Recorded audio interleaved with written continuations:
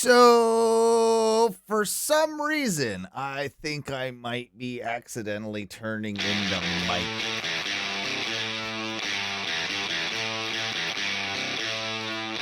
Oh no, baby! Oh no! Oh no! I don't want you anymore. Yes, baby, I told you before. You went away and you said you left me, and now you live in misery. Although you want me to take you back, you said you're sad about this and that.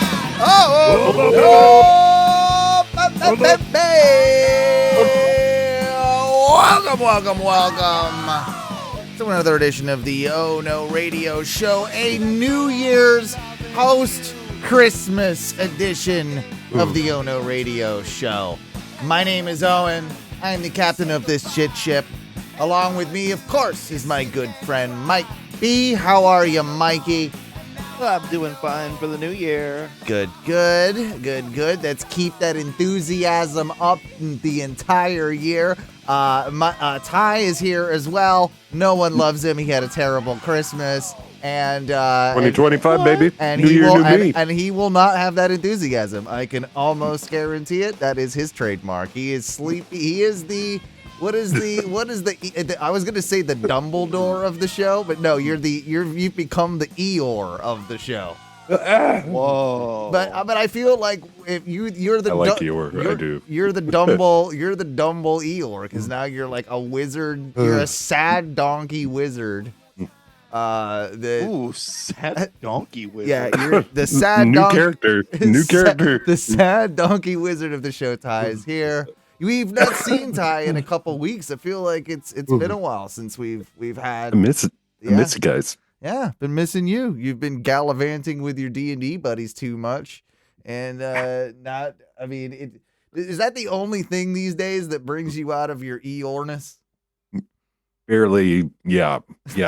That's it. It's about it. Such a good reason, though. I would come out of every depression for D&D. Yeah. Well, I'm dying. Jesus, Ty, mute yourself when you're going to die. Okay. Sorry. That's the only thing I ask of you is die off. Mute your death. Mute your death. Well, if he was really dying, I would actually want that. Like, we would all shut up. We would turn it up, and we would listen to the. What would he sound like? You think he'd be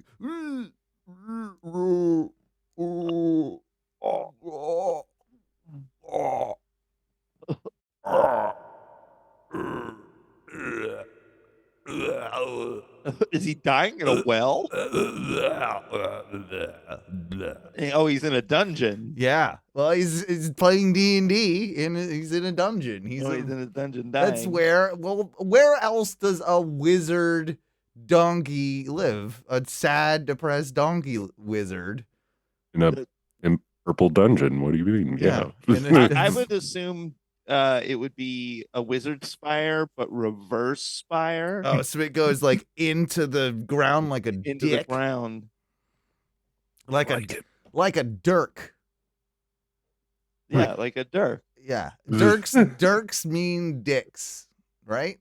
Dirks are knives, but nope. Close. Yeah, dirks are knives. Dorks are dicks.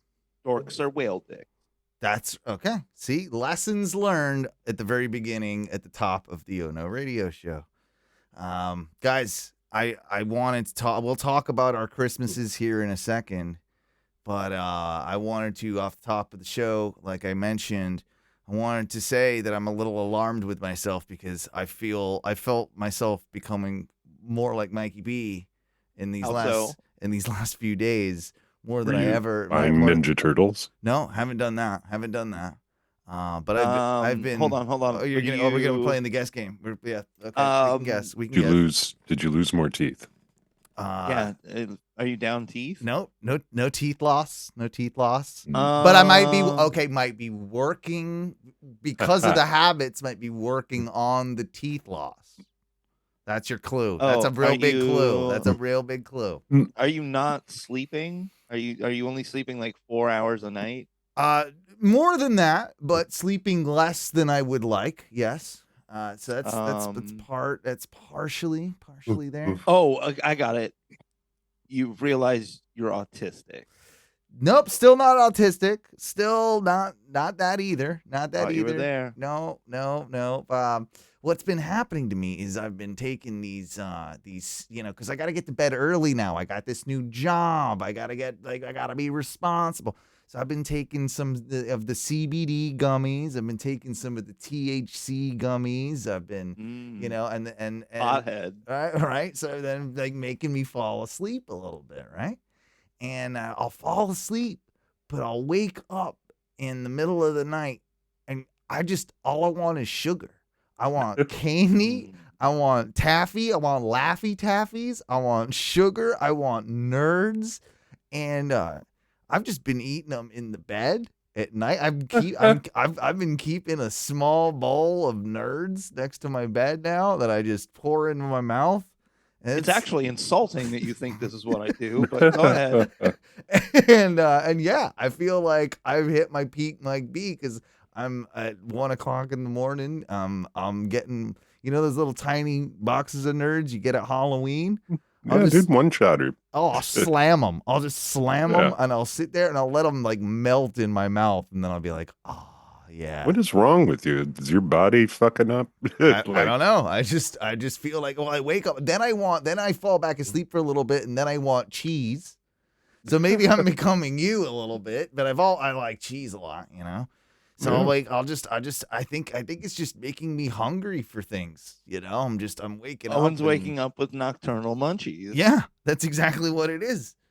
Oh, maybe that's why you're taking more edibles at night. Yeah, yeah. I'm waking up just like, oh my god, I gotta munch on something. Like I do know that normal like nighttime smoking doesn't do it anymore. But if I go a little overboard, I do. I wake up at like 3 or 4 in the morning. I'm like, I need a fucking sandwich. Good Lord. See, I've been going in like weird directions. I'm like, I haven't got into my cottage cheese hot sauce honey thing yet, but I'm sure that'll come back. Actually, don't. I think it'll come back. It'll come back. But I've been craving like ice cream sandwiches. Haven't had an ice cream sandwich in like 20 years. Want an ice cream sandwich? You're not just pregnant? I could be. Maybe that's it. Maybe maybe this thing is finally gonna gestate. Do something. And the new form of demon will pop out of me. But yeah, that's been my night. These last I don't think, is that insulting? I don't think that's insulting to you, Mike. I didn't mean it to be insulting. I thought you'd actually be proud of me for. I am proud that you're doing more marijuana because that's better for you than drinking. Okay, Deuce in the chat room said the funniest thing and the most coherent thing he's ever said, so I feel like it needs a shout out. He says that he's becoming a Polk County trailer park monster at night, which is pretty accurate. That is actually 100% true. Yeah, dude. and you typed it all like right, like or close to it. Like he even capitalized the P on Polk County. I'm impressed. I'm impressed, Deuce. But I mean, the thing is, he is correct. You are becoming a little bit of a trash monster now that you got a better job. Yeah. And now I have to balance it out with becoming more of a trash monster. Well, that's the thing. I think you, for the longest time, you were at a nice stasis. Yeah. Like, your job, you do whatever you want. But like, yeah. Now you now that you have a responsible job, it's thrown the whole thing off balance. Yeah, man. Your whole life is getting out of whack. Yeah, exactly. Exactly. I was having the same issue because I on a lark I applied to a job that I don't think I'll get, but it's working for our good buddy Mo. Oh, right. He made that open call for like, hey, throw us a resume and a cover sheet. Yeah, he also did put job descriptions on his website for those, and you have none of those qualifications, by the way. I just want to go ahead and say that. But I mean, I'm going Gretzky on this one. Oh, and Okay. you miss 100% of the shots You don't take? Yeah, dog. Yeah. Michael Scott. But I did have that thought where I was like, shit, if I got a job with Mo, Right. I'd probably have to like clean up my act a little Yeah, bit. you'd have to like do stuff. Yeah, because like right now my current problem at work is I'm getting too high and I'm losing desire to do just about anything. Sure. That I've seen that happen with the people out there. That does happen. So yeah, it's like I'm like, man, you're probably gonna have to like take out your nose ring and You don't have to do that. I mean, it's hip now, right? I mean, like, I don't know. well, your nose ring isn't. It's the cute ones on the side. Those are hip. You can Dude, get the new you one can I've work at a seen- law firm and wear that one. I don't know if you could work at a law firm with your aggressive septum piercing. My septum. Yeah. Dude, the new one I've seen is girls get the two what would normally be just the little cutesies, little cutesy on the top. They get them both done and then they bridge it with like a chain. I don't like it. I've seen that too. It's like the barbell of the nose in a lot of ways. It's get a glass of fucking water, Ty. He's still coughing. You know what? You know what I'm really sad that went out of favor? The old I'm not being insensitive here, I promise. The old African tribesmen, like the straight, long, like the one that would extend like, out past your like the nose. big stick that they put. Better chance of getting a job with Mo's Law Firm with that than what your current look is. I took it out already. I mean, I've taken it out already. Oh, really? It's man. Rocking Are you no noser. So are you gonna regret it then if you don't get the job and then you can't poke it back through? I don't think so. No, I think it's time. You think it's time? You're letting it go. Is this an official announcement? I hang took it on, out. hang on. This needs audio. Music. What? Well, you know what, Owen? That's kind of fucked because you made the audio drop and now people can't even go to the website. I know what I just did. It's an alarm. It's like it's my new. We have breaking news. Breaking news, guys. Yeah, I think I'm done with my nose ring. Wow, that's huge news. It was not in the paperwork. It was not in any of the notes. Me and Ty did not even know this. Not that Ty would read the notes anyway. I'm blindsided. But yeah, that is something. That Mike, is. how could you? I'm just. What's the point? Who cares? Oh, really? I mean, I feel like what's the fucking point anymore of me being different?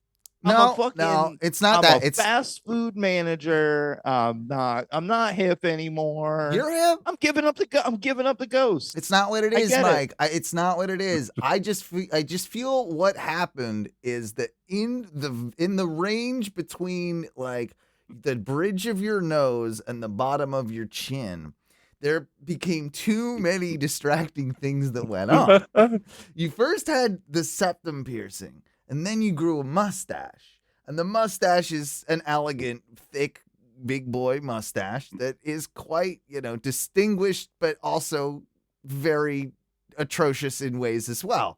So those two things mixed with now having no two front teeth. I think when you got your teeth front knocked out, too many accessories or distractions on your face in one small area. That it couldn't be sustained. One had to go, and until maybe when you get your teeth back, then you can get a new piercing. Perhaps maybe you go eyebrow. Maybe you go eyebrow piercing. Dude, I had a friend in like college who got the eyebrow done, and I was always like, dude. Take that out. Okay. Dude, I was about to say. I was gonna say it too. It's like Why do the guys that go to Earth Day birthday get that piercing thinking it looks like cool and hardcore, when to me it really does look super effeminate, right? It's not. Yeah, It's it's not never been like a manly. cool. I've never seen a cool a dude that I was like, whoa, that guy's cool, and coincidentally Yeah. has an eyebrow piercing. Yeah. I feel That- like it's we talk about a lot about Venn diagrams a lot and how they overlap. The eyebrow piercing and cool dude circles Mhm. never once in my book have ever blurred over. No, it's the chin strap for the top of the face. Yeah. It's You're that's 100%. that's what it is. That's what it is. Chin strap beards, the little thin guys. Yeah. Ty, you're all right. Don't you dare. Yeah, yours little- yours is Amish enough to where we don't notice it. That's not even a chin strap. It doesn't come down low enough. He just doesn't have a mustache. It's not a chin Now- strap. What if Ty shaved his into the little Latin thin? Oh, Eee. how much money, Ty? How much money No. would it take Do a thin No. Latin. for 1 month? 1 month to wear What? and you Well, I mean, the regrowth afterwards is going to be the cool part. No. But he has to stick with it. He has to keep it I throughout would the hate whole that. month. He has to keep it. If I gave you Ooh, if and Ty, five do like a $5 grand, nice, Ty, if do I like give a you nice slick back, a hair, like Yeah. do a real nice Latin Mhm. slick back. $5 grand, would you do that for a month? What the fuck? Oh. I'm pretty Uh, sure Get we could yours- get him to go fully bald and hairless for $5 grand. Probably. Yeah. Maybe. What about okay, $5 grand? You're doing that. That's an obvious one. You do that for $5 grand. For the Latin thin? I really still want to say no, but maybe. Yeah, probably. And you have to have a TikTok dedicated to it, which you post every day on the One. TikTok. One video of one. It has to be at least 30 seconds long a day, and you have to do the chin strap and everything, and it's to document the whole proceedings. Man. Is that Do you guys both use TikTok regularly? No, I don't. I hate it. I absolutely hate it. The thing that annoys I post our videos on there, and so I have to go in there from time to time to, check that it's working, and then look at some numbers and that type of thing, and check comments or whatever. But the thing that just drives me absolutely banana about it all is that when you open the thing, it immediately starts screaming videos at you. Like it's like, let the app open before the app's even fully open. I feel like it's screaming at me. Wow. and I've just never gotten like into that. And I still have yet to ever make an account, surprisingly. But yeah. it's hard to stay away from it. Like it comes up on a regular basis. Yeah, and well, that's where all the clips are now too. Realistically, I have to curate the clips, so sometimes the TikToks have to sleep. They seep into that world, and it's just it's just is what it is. But yeah, Mike, you don't? You're on there, right? I think I've deleted it off my phone since. I feel like you would be for a the while. TikTok guy out of all of us. It was I think I had that realization where I was scrolling one day and then realized like, oh shit, it's been 4 hours and Death I've scroll. literally done nothing but just like So you Continue. did do it and removed yourself from it. yeah. Yeah, I was on okay. it, I was watching it, I had it for probably like 4 or 5 months and then was just like, dude, this is eating up an inordinate amount of my time. I cannot See, I don't have the control. I was just like, I gotta get away from this. I'm not doing this anymore. Don't get me wrong. I've spent way too much time staring at my phone and other avenues, and it's usually within Reddit. It's usually, YouTube, something like that. But I have never sat there and I think I've purposely avoided doing the experience. I flicked through like 3 videos when I first got, opened up TikTok just to see, okay, what is this? And I was instantly just like, nope, it's too much. It's too much. There's just too much going on here. It's just too much stimulation for my feeble brain. I'm a caveman, and I immediately exited out, and I probably didn't open that app back up until I started posting videos on it. Yeah, dude. I'm scared to get sucked into the hole, so I never It- You're download it. prime candidate, Ty. Ty is Yep. the prime candidate. He's got no life. No one loves him. Yeah. and you know, Easy money. Pervert. he He's a can. foot He's a pervert. pervert. So Whoa. like there will be foot pervert algorithms. I might be a for him. pervert. Leave the feet out of it. Why are feet We involved in my know life? you're a foot pervert, Ty. It's bullshit. This is just known Well, to the other us thing all. is, I will give it credit because it is extremely effective. Dude, it can tell how long you're looking at something. Sure. It's Those and it's those Chinese, man, they got those algorithms down. Algorithms, drones, and killing babies. Those three things. wait. Chinese When, are the they best at. are they suspect at doing the third? Oh yeah, remember? Like all you could only have Oh yeah, dude. It's so many. It's been, Was it the it's- would they kill the chicks or the dudes? Would they kill the little girls or the little oh boys? girl babies? Yeah, they and would kill the anything more girl- than one. Yeah, because there was too many of them, and then they were like, "Fuck, Ooh, we don't got say we got." Well, then they were like, "Fuck, there's too many of them. Now we don't got enough of them." And now they want them, and now there's a problem because they're like all the old people are getting old. There's not the young generation ain't there to take care of them and all that. That's the thing, and now that's like a big economic factor as well because then their workforce. So now they're gonna have to go make like force the Chinese public of younger than us. They're gonna have to go be like there's gonna be like camps where they make them fuck like those pandas. Remember those pandas? They were like, fuck, pandas, Wait, you're fuck, saying we're gonna there's go Chinese extinct. fuck camps? Yeah, it's Chinese fuck camps now. That's the new thing. That's pretty sick. It's pretty awesome, right? Yeah. What do you think? Just saying. What do you think? Just saying, it's Squid. sick. What do you think the real allegory of Squid Games is, bro?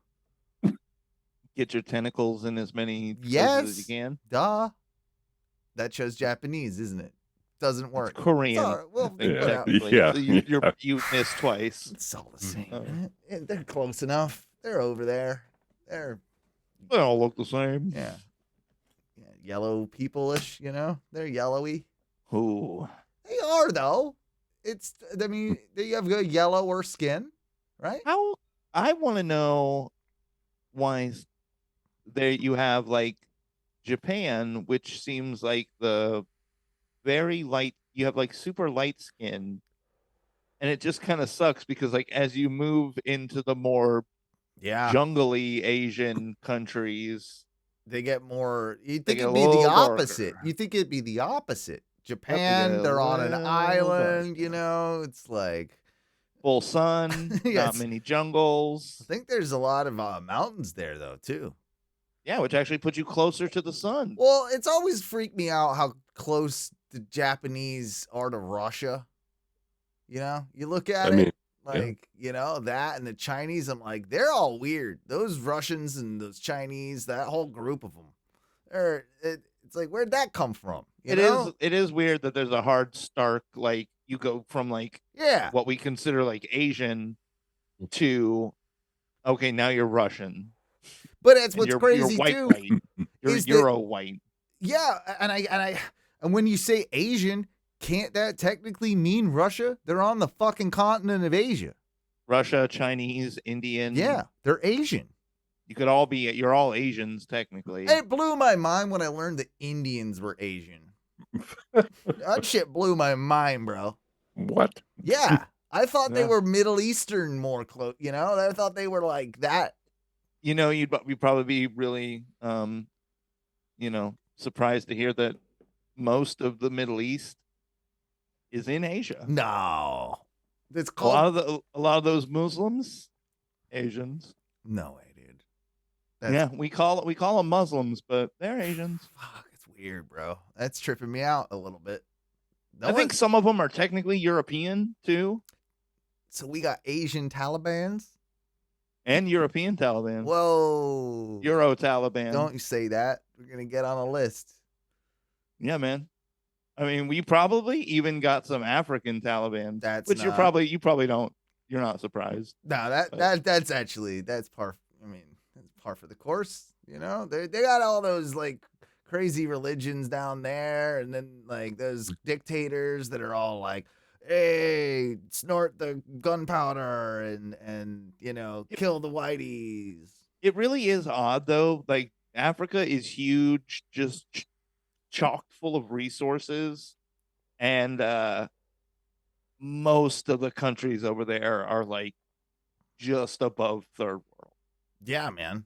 Like, Other than like little Oh, pockets that's in like right. capital cities. we were just forgetting that one little thing, colonialism, and how we stole all that shit from. Oh, that's right. Forgot about.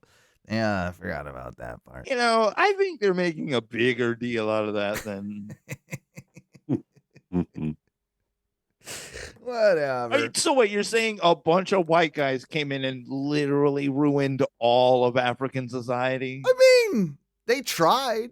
They did their best. They really A lot gave of lot of conquesting over there. Yeah. I mean, they really gave it a good, strong effort there for a while. They just don't write about it enough. Nope.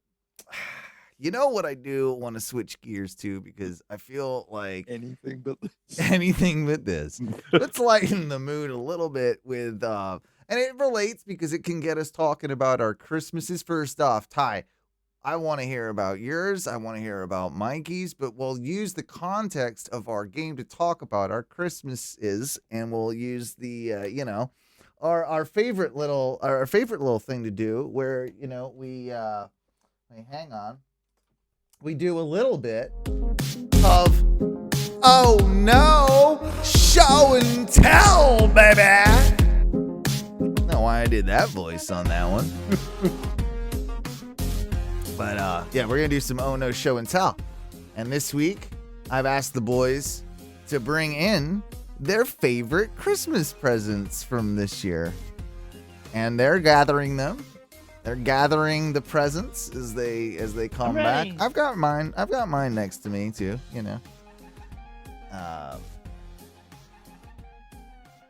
Ty, I'm surprised you got anything for Christmas. Me too. I told him not to, but Yeah? I didn't really get anything. Okay. What was your Christmas day like? They got it begrudgingly. Did you work on Christmas, or were you off?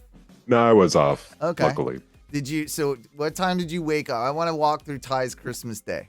What time did you wake up? I probably got up like 9:30, maybe. Okay, 10. that's respectable. That's fine. No kids. That's fine. Yeah. So, Sis couldn't make it because her dog got some poop disease, so she was stuck. Written out of the will. So we didn't Dogs really. over family. Yeah, she couldn't board it because it was fucked up. Anyways, so we didn't really have like a lot planned besides food and shit. I was kind of sick too that week, which was lame. But I was mostly better by Christmas, but the 2 days before that I was fucked up. So I was like happy to sleep, didn't do shit.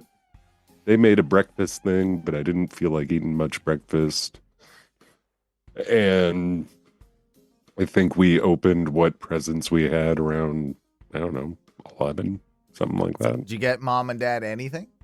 Yeah. All right.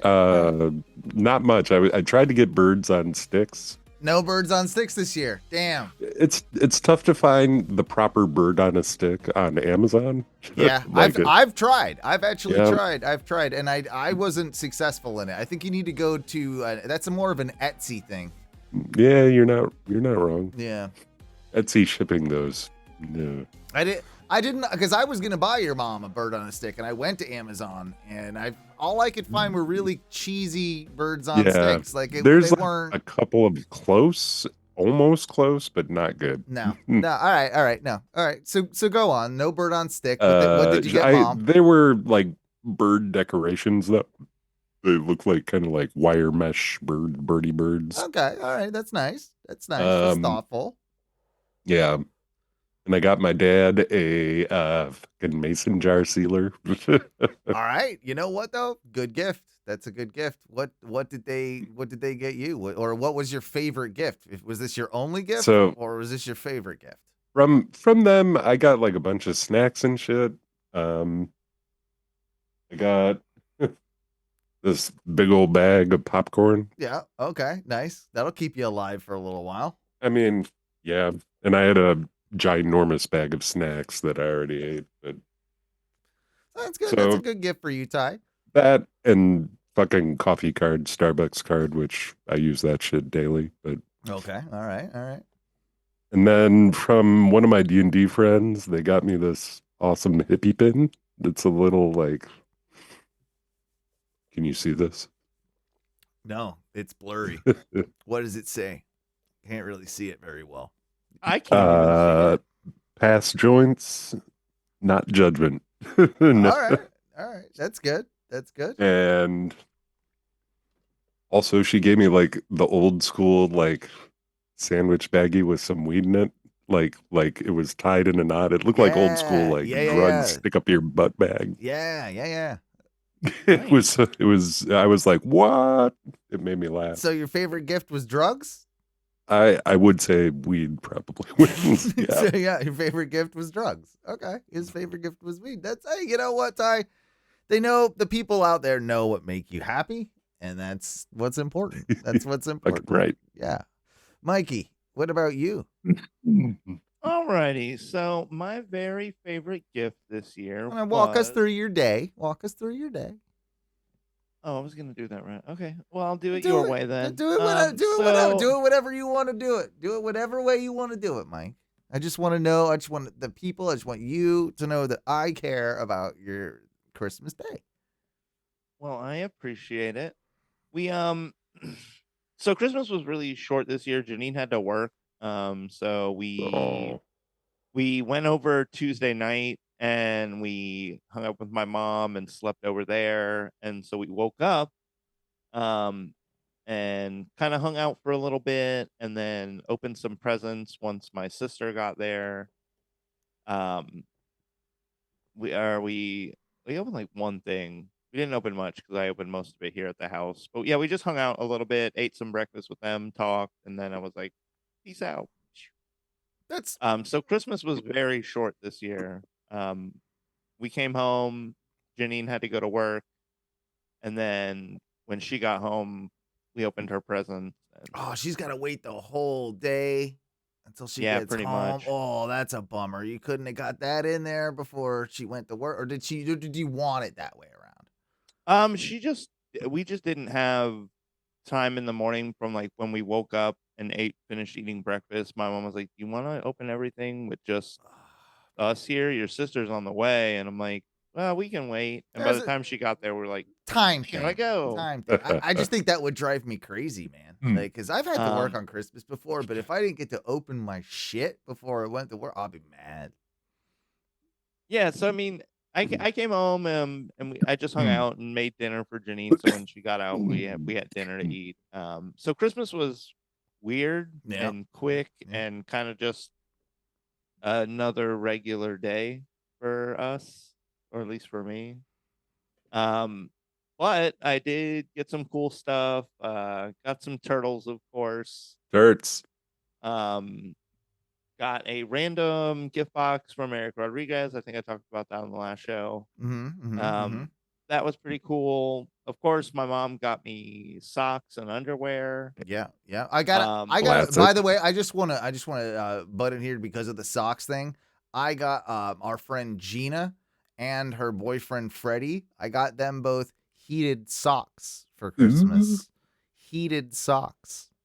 Oh wow! How about that? How about they that? little battery operated guys? Yeah, you charge them up and they plug in a USB-C or whatever, and you charge them up and they good for 12. Those aren't going to explode on your feet. I know it makes me mildly nervous, right? Just All right, mildly. I want them, so I got them for them, so they could report back if they like scald their feet or explode, and then maybe I'll get some. And so yeah, I got that. It was crazy though because I just had unloaded a bag with all my sweaters and onesies in it to get this out, to get my Tom and Dan sweater because it's been so cold lately. Yeah, it's been chilly. And I ended up finding the pack of last year's socks that my mom had got me. Unopened. There was like one or two missing. Okay. That would be funny though. So I realized that now I'm just full of socks now. I've got so many Are socks. you're sock rich? Yeah, definitely sock rich. And they're like big, tall, black like socks, great for work to keep my feet warm. Oh, good work sock. Yeah. So yeah, I like a good work sock. but none of that is my favorite present. Ooh, all right. Because my favorite present was a little thing. I've been looking at this for a long time online, and I never pulled the trigger because I was like, yeah, it's kind of expensive, and I just don't have the money. Ooh. But I asked for it for Christmas, What? and it is the. So it might be a little hard to see, but it's basically It is more Ninja Turtles, but this is apparently some very special Ninja Turtle set here. yeah. In that there is a scene in the original Ninja Turtles movie when the turtle Show it back the again. little- Show the glare of the light was really affecting it there. Okay. Maybe bring it close and see what we can get here. There we go. Let's give an up and down slowly of that. They're the weird baby mini. They're the kid turtles. They're the little when they first come out of the ooze and Shredder's there and he's young Shredder. So yeah, there's like basically maybe Whoa. a 10-second scene where you see these little growing baby turtles they're around a pizza box. Yeah. And they make a cute little noise too. Yeah. And I've been looking at it for so long, and my mom finally got that for me. How much? You know how much it is. How much is that shit? It's like $60. I mean, okay, it's not crazy, but still, that's a lot for like a Ninja Turtle. Yeah, it is. Yes. It is. But I can actually see the weird little appeal with that more than half the Ninja Turtle figures you have. You know what I mean? Like that one from the movie and stuff. Like it, like. That definitely when you showed me those, they look exactly like them, by the way. Exactly like them. They're really well made. They look like, or I don't know, what is it, scanned, or I don't know. There's terms for that stuff, but like they look really great. They really do. But like I remember that scene vividly as soon as you showed me that. I'm like, yeah, I know exactly what those are. Yeah.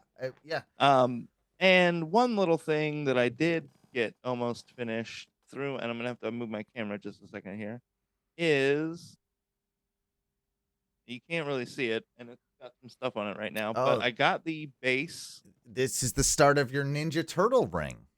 Yeah. I have all the ring posts painted. I just have to paint the little turnbuckles.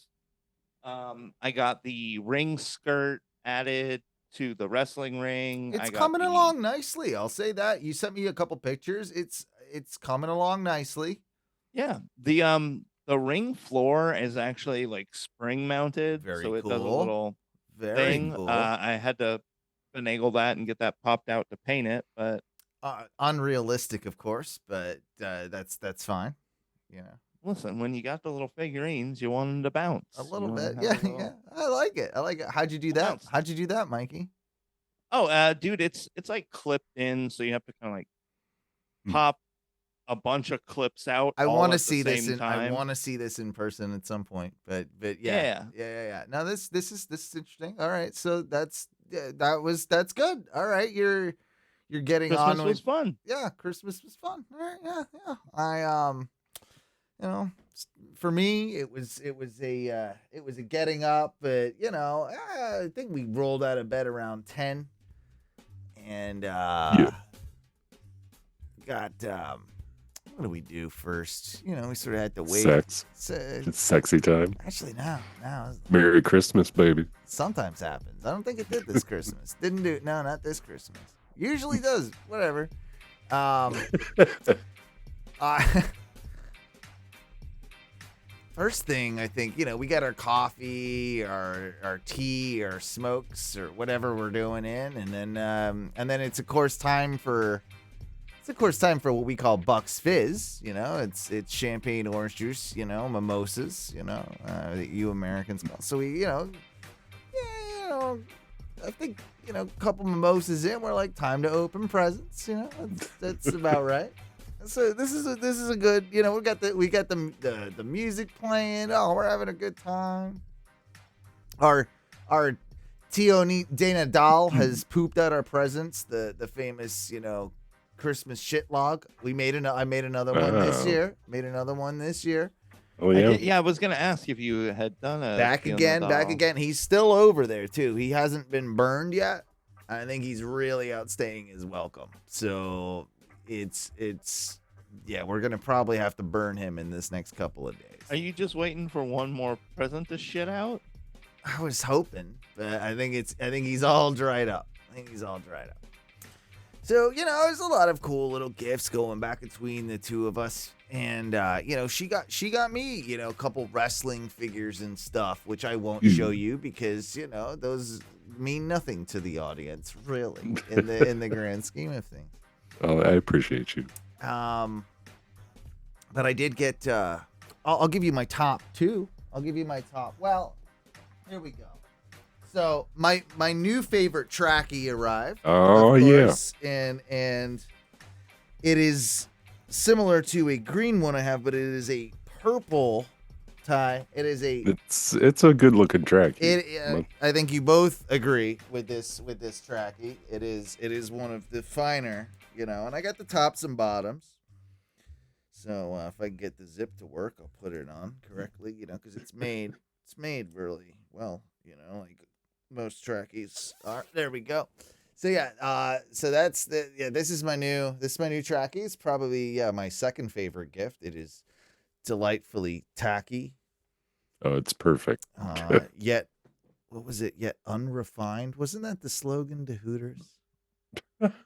Delightfully tacky, yet unrefined. I think that was one of their slogans. Type that in. Someone type that in for me. Mikey, do that. Delightfully tacky, yet unrefined. Or was it refined? Delightfully tacky, yet refined? That was definitely. Yep, that is what they were using. Unrefined or refined? It's delightfully tacky yet unrefined. Unrefined. All right, I was right the first time. Yeah, so yeah, that's what I feel about this trackie, and it's awesome. I have been wearing it pretty much nonstop since I got it. But my real favorite item goes along with, well, it's like a two-parter, right? Because I got a couple gifts, and one of them was this very powerful magnet wrist thing for for tools, right? And such. For tools. Yeah. Well, it's if you put it around your wrist, or you put it around, you know, somewhere, you know, that you can hang it off your belt, but it's very good for anything metal. It will hold. If I have anything metal over here, let me see here. That's probably not metal at all. But I was impressed. I put a wrench up here, and it stuck.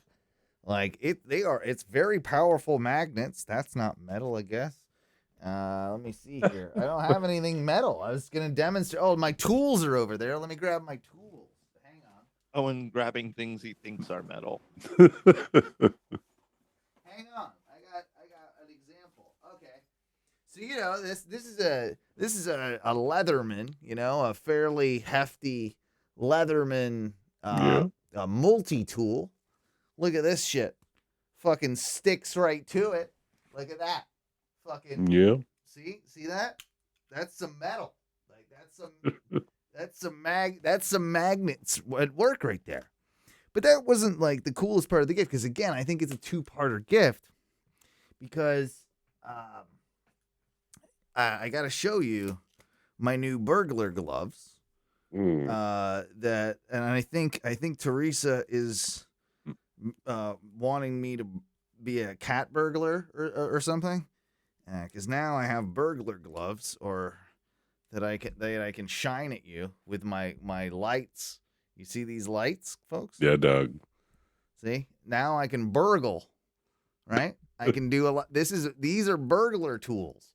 You got a magnetic thing and lights on your fingers. I mean, I used to have one set. The glove was different than what you're wearing. It was more like a habsy, like a, fingerless glove with lights at the knuckles. Really? That sounds cool. That sounds cool. Owen just wanted an EDM jerk off session. We know it. No, that shit was for work. Like that was. I mean, and I assume Owen will use that for work. I can absolutely use these for work and for late night jack off sessions. And for late night jack off sessions, or just hanging around. Like I might do some. Teresa's like, yeah, it'd be good when you do your night gardening, and like, you know what? That is good. If I'm picking through some weeds and chopping some things up, might be good. Be able to, see with my finger lights that I got now. That was my favorite gift, was my finger lights. I think they're these finger lights, man. Oh, and 4 hours later doing EDM movements. I haven't put both of them on at once. Maybe I should. Maybe I should do that. I haven't tried it yet. I haven't excited. I haven't too done much it. light. It's too insane, bro. Let's see it. Let's see it happen. Hang on. I'm saving it for the show. Look at that shit. Fucking shit. Look at this. Tracky and this? Man. I would ponder an orb so hard with those. Oh, yeah. Like Future Man, bro.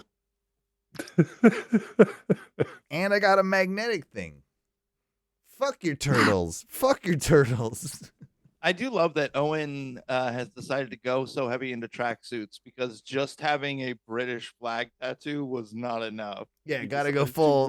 Well, I don't half-ass anything, Mikey. If I go in, I go in. I am going Owen wanted to wear the garb of his people. Yeah. I think I'm gonna wear these the rest of the show, by the way. I'm just gonna let you know that. Light up finger gloves. Yeah, why not? It's not hurting anything. I want to see if I can do my typing. I can, pretty dope though, right? Pretty good.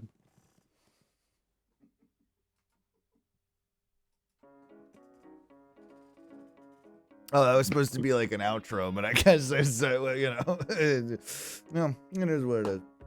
I guess that was Oh No Show with Help. That was fun, guys. I mean, all in all, though, good Christmas for me, too, We ended up, after the presents, cooking a bunch of dinner. We did a turkey breast, and I got the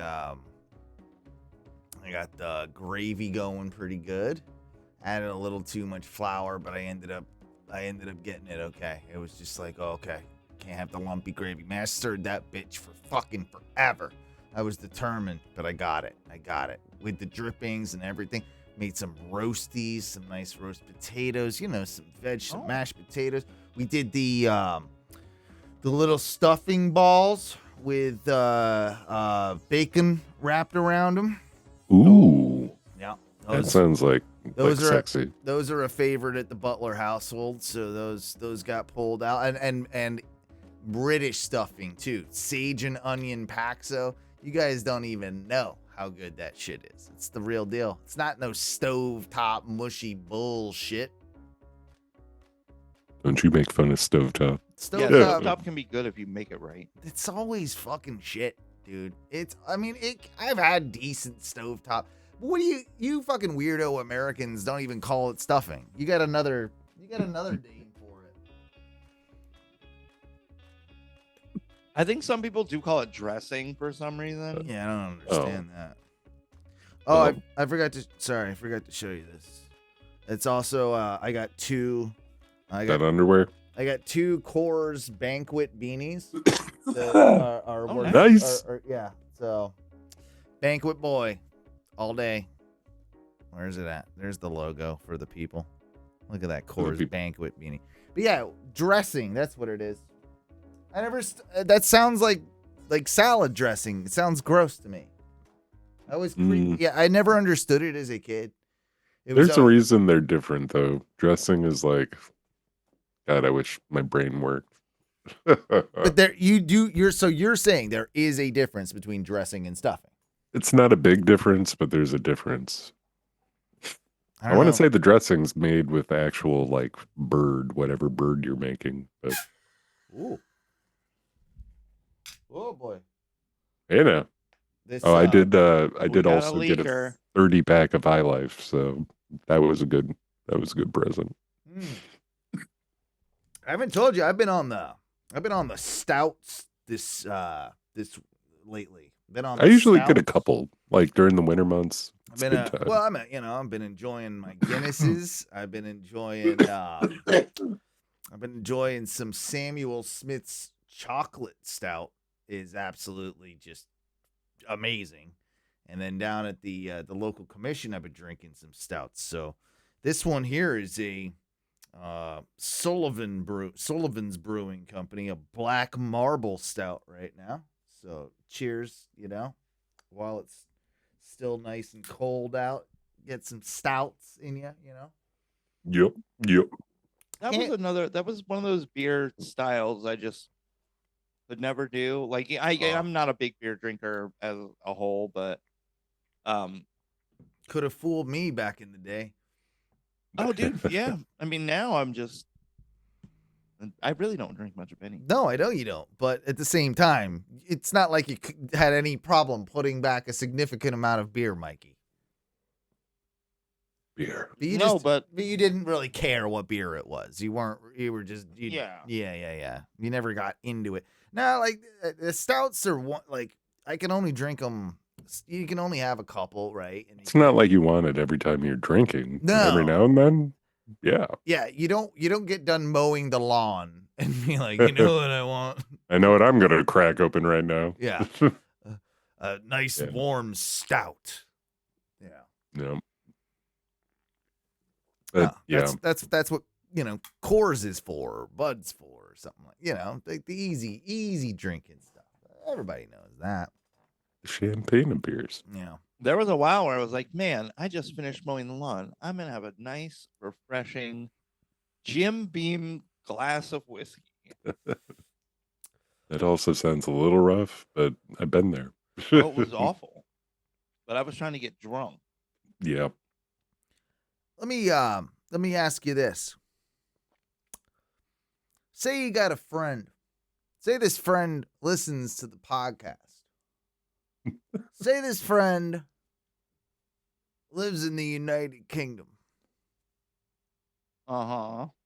Mm-hmm. Say this friend has been on the show. Say this friend hits you up on Facebook Messenger and asks you to buy him urinary, what is it? When you get urinary tract infection medicine and send it to him in the United Kingdom. What would you do? Is this some sort of like you can only buy it here? Yeah, that's exactly what it was. This is exactly what Mark Hales hit me up with today. He's like, "Yeah, my wife can't get this in the UK. Can you help us out?" I'm like, "Oh God." So now I got to do this. Now I got to go buy UTI medicine for Mark Hale's wife in the UK and send it to him. That only is mildly weird, right? It's not that bad. Gee, well, and if he didn't want me talking about it on the show, well, tough shit. You just, I mean, like, what do you think? Like, you think I'm not gonna talk about it on the show? I'm gonna do it. I'm gonna do it. Like, Right. And then I asked him, like, okay, because obviously you can't get it there. You want to, how many packs do you want, right? Because you would assume you would, like, stock up, right? A little bit. How often is your wife's UTI? Right. UTI? Well, maybe that's what he doesn't want to say. I don't know. But he's like, just one pack. Just one pack's fine. I'm like, no, Owen. no. You can't do That's one. all he wants. That's fine. You let him just get one. I gotta get at least I two. like 2 or 3. Yeah, that's what I'm saying. I'll get him 2 or 3, just in case. Like, right? That's what I'm a good friend. I think You're a great friend for talking about it. What? I mean, you would, right? I mean, it's about time you got into drug dealing. It's a pretty good time. It can't be that illegal. It's UTI medicine. They just don't I don't know. It's some specific shit that works or something on her. I don't know. Women are complicated. Chemistry or whatever. Look it up. No, wait, do they just not have UTI medicine in the UK? I'm sure of course it exists, but maybe there's just something that doesn't do the job. I don't know. It's like my mom is weird about, like, she always used to swear, like, Tylenol never did anything for her, right? When she lived in the United States. Because she was used to paracetamol, which is still, paracetamol you can't get here. Paracetamol, I believe, is still acetaminophen, but they give it out in much higher doses. So she was convinced that Tylenol didn't work. She just wasn't understanding that you, like, for the amount that you're used to taking, you have to take like 4 or 6 of them, for her. Right. Right. And it's like, she would have people bring them over. And I'm like, Mom, it's like 600 milligrams of, acetaminophen or whatever the hell it was. Like, I can't remember. It's not ibuprofen, but I think it was, you could look it up, paracetamol. Yeah. I don't know. And I think it just made her feel weird, of course, taking like 4 tablets at the same time. And when she was used to just taking 2 that were a higher dosage. I'm like, well, it's the same thing. It's like, I don't know. Like, you can get the same shit. It's just. What if Mark Hales is just such a real man that he won't tell you that the UTI medicine is for him? I mean, that's fair too. I also thought, like, that's a weird prank, like, because that is the sort of stupid prank he would sort of do. I mean, he said he would pay for it, but if he like, I don't know, like, he is a big. I was wondering if it could be prankery, but Right. I don't know. Yeah, I don't think this is prankery. I read through the prankery. I don't think it actually is. So we'll see. I mean, I'll get it. I'll do it. I'll give it to him. Whatever. For a moment, I thought you all were had going a to say, UTI. like, a motorcycle or something very Mark Hales, Dude, but surprising. Chat room saying I'm dropping live rounds. I mean, not really. We've all had a UTI, right? I've had one. I've had a UTI. I think I know my wife's had one. I don't think so. Like, I've had a minor one, I think, I mean, Mikey, I've had plenty Mikey of problems, is just but silent. I don't think I've had one of those. Mikey is silent right now. No, I've never really had one. It's not worked before, but it's never been infected.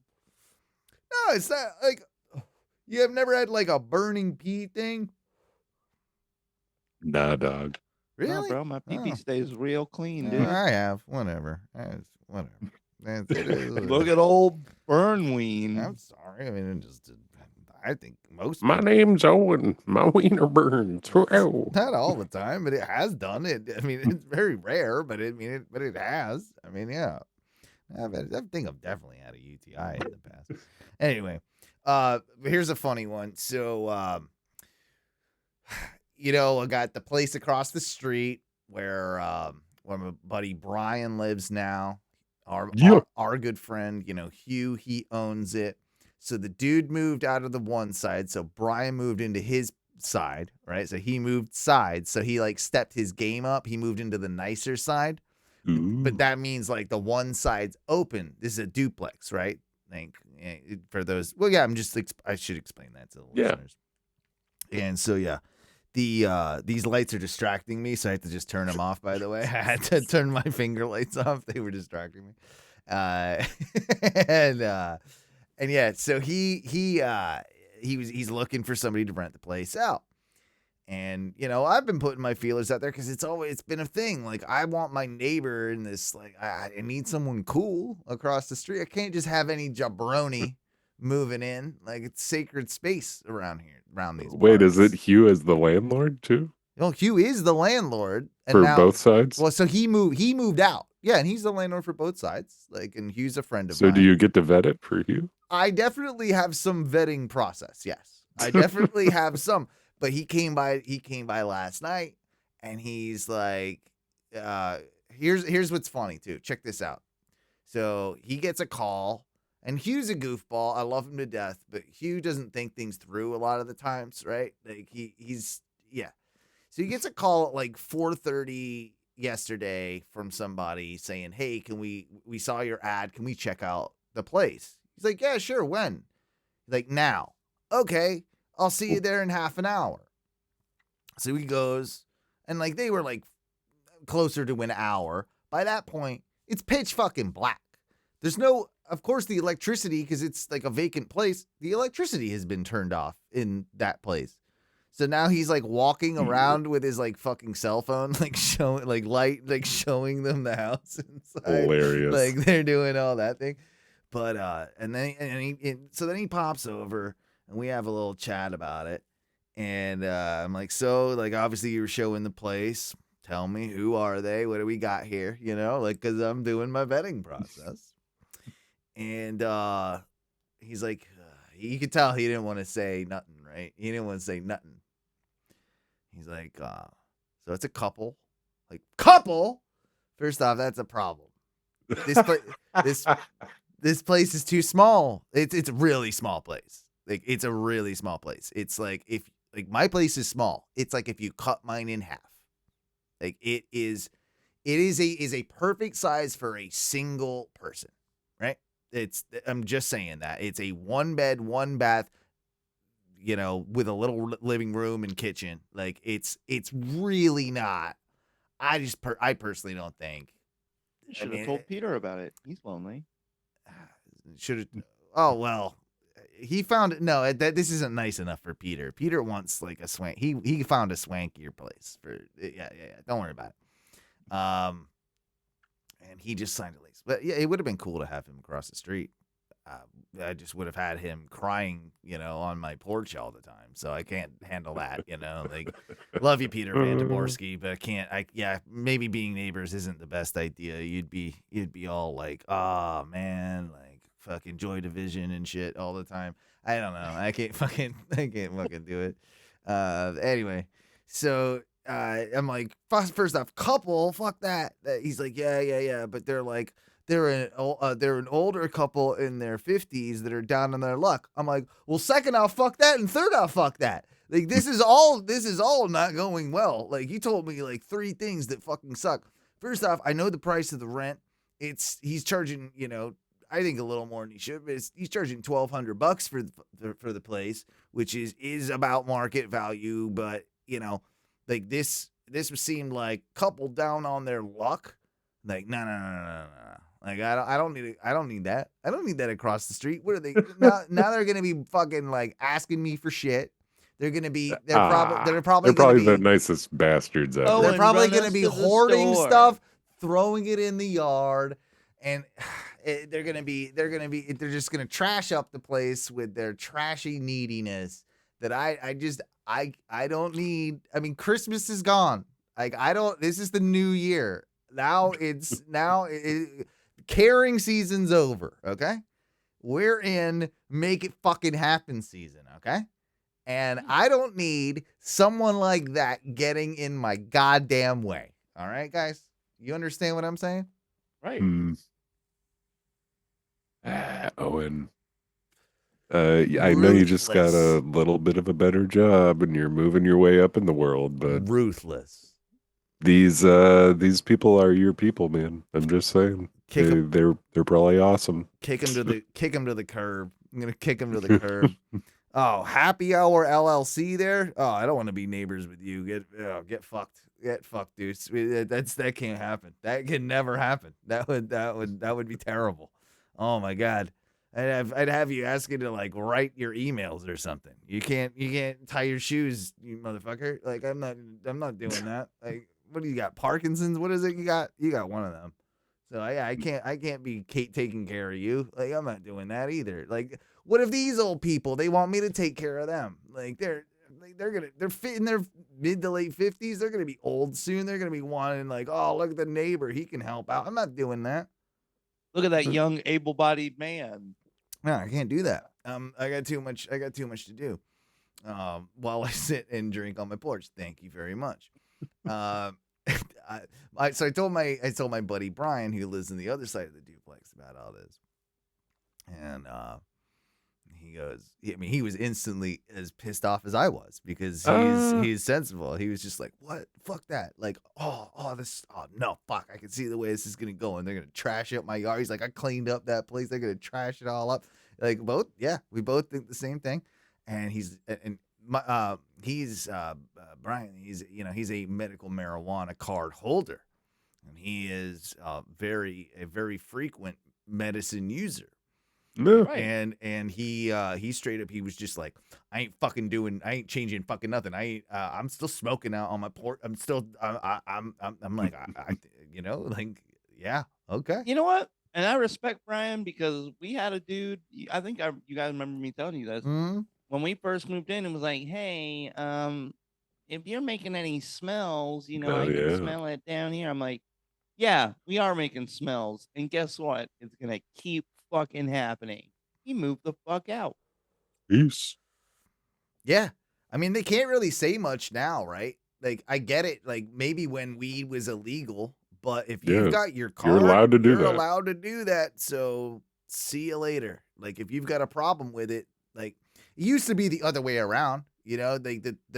Like the person could kind of put pressure on you and be like, "I'm gonna call the cops if you don't." Well, the stop doing bullshit is that," probably or- in the lease agreement, though, because I think they can still fuck with you, like, on the lease agreement. Mhm. Yeah. But don't worry about that because we got I know the guy that put the lease agreement together. So it's like, and he's been a great tenant, and like what, we're gonna let some old fuddy duddies come in and ruin everything? Fuck that. That is not happening. Sorry, Deuce, about your Parkinson's. I didn't mean to be rude. But I can't be I can't just like be tying your shoes every day and Damn it, Owen. and like Well, Owen, wait. What if you want to have like a yard party or an outdoors pay-per-view? yeah. What are they going to be bitching? They're going to come over and like, we're trying to go to sleep and it's 5:30 in the afternoon. Well, that's unacceptable. Now, let me ask you this, because I have felt like that I was that guy a few times this past week, because we got these other new neighbors that moved in that are loud, right? They bought one of the bigger houses, and I don't know if these kids are going to be living there or if they were just staying for the holidays, but up till 12 o'clock at night. I mean, Yeah, and they're the screechy age, the screechy age kids where they're just I mean, I don't even want to do it because it makes me feel sick to my stomach, the sounds of it. I'm trying to just meditate on my porch, and after a hard after a hard day's work. Owen is in his peaceful realm on his porch. Yes, I Awesome. am. He's pondering his own orb. And I've got this screeching of children past 10 o'clock at night up until 12. I think that's a little egregious, if you ask me. I mean, at what point do you go knocking on that door? 10. I mean, you guys remember where I lived. I got away with shit for ages. That's true. That's true. But you played cool music and you weren't. I don't know. I think you were. I would like to hope that they liked all the music I played, but I know I was playing music forever, like every day until late at night.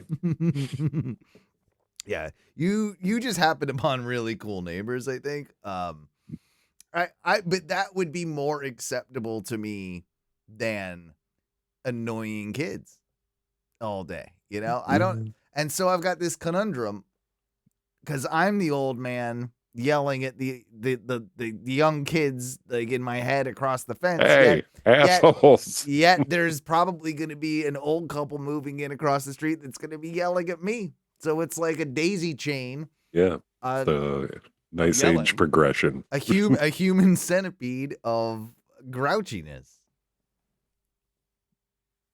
They're gonna shit into your mouth, and you're gonna shit into those little kids' mouths. So I was thinking, can you legally stink bomb places? Because if I make the place like I could go far enough into an empty lot and like maybe set off some sort of time release stink bomb that would then discourage them from wanting to be outside and screaming all the time. Could I do that? Is that legal? Seems like a bad idea, but I'm still gonna say you should go for it. What other techniques would you use to do this? You could get those like mosquito sprayers that are on timers, and then fill the reservoir with just stink bomb. No. Fluid. You just said the word. You said the word mosquito. I've talked about this before on the podcast. I've been obsessed with it since, for the last 20 years. I remember reading this news story, and I remember these things being outlawed in the UK. There was a device called the mosquito that emitted a sound that only anybody under like the age of 16 could hear because it was such a high frequency. They used to put them outside of like stores where they didn't want teens loitering and shit. They used to put them outside of, like that is convenience fucked up. stores and that type of thing. What if I hid one of those in the bushes? That's genius. I like it. That's genius. And it, goddamn it, it ties into something else I wanted to talk about because with my new job, guys, switching gears a little bit. I don't know if I told you, but my new job isn't like the shop where I have to go to, where all our gear is. That shop is really pretty much in the middle of the hood. I mean, it's right on the border of Pine Hills. It's in an industrial area. And we went out to lunch today, the few of us, and I hadn't encountered this because we sort of went through like edge to Pine Hills until we got into, what is it, Oviedo? I think that, isn't that? No, what, Ocoee? What is it over there? I don't know. It depends on which. I think I'm getting names wrong. I'm backwards or something here. But like next to Pine Hills is one of those O's. And so we drove through only about 10 minutes, and then you pop out on the other side and you get to a less sketchy area. Orlo Vista? No, not Orlo Vista. I think, where the fuck's Oviedo then? Doesn't matter. Way away. Yeah, that's the other side, isn't it? Yeah, no, it must be Ocoee. Is it? What am I thinking of? Yeah, you're talking about Ocoee. I'm talking about Ocoee. Yeah, okay. So I'm talking about Ocoee. So yeah, you get through Pine Hills and then you get to like the edge of Ocoee and it gets a little bit nicer, whatever. But like going through, I'd heard other people talk about this, that in this area, the gas stations were blasting classical and opera music outside of their outside speakers to keep the homeless people away. And nice. I fucking heard it today, dude. Had my windows down, having a smoke on the way back from lunch, and straight up like opera coming from like a Habib Mart kind of like little shitty like what do they call it, bodega type thing. Like blasting. This would attract me as a customer. I'd be like, "What's up? Yeah, what's going on here?" But yeah, and it was loud too, and it was it was really going at it. It was yeah. Baller. So that's like the modern day mosquito. It's the same idea. I've always liked the idea of using music to just keep the homeless away, because I wish we could do that at my job. What is okay? So what's the if What you would you were play? yeah, this is the thing. This is the thing. If you were attracting the homeless, what would you play? And then if you were getting rid of the homeless, what would you play? Okay. So based on the homeless that I see, if I'm trying to attract them, we're playing. Give us all three of us should name our number one attracting homeless song. Oh, I don't. The trappiest of bullshit trap. I don't know. For us, it'd probably be more of a I know mine. maybe I a know mine. Disturbed or a Nah. Five-Finger Death Punch. I think- Really? no, it's What? it's hey shorty, it's your birthday. Yeah. In the Club by 50 Cent. That's the one. That's the one. That's the Find one. me in the club. Yeah, that's the one.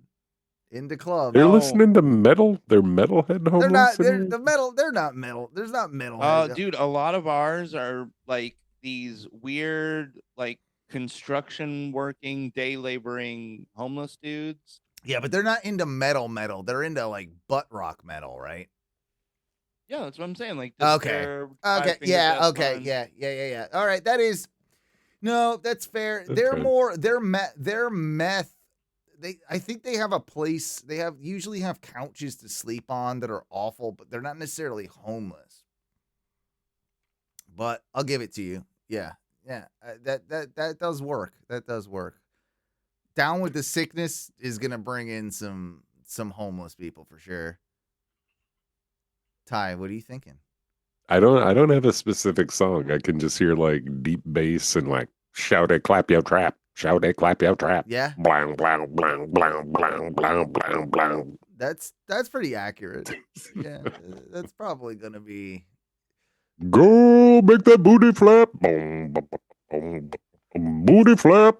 I Yeah, always wondered why they didn't yeah. just play like a siren or like an alarm.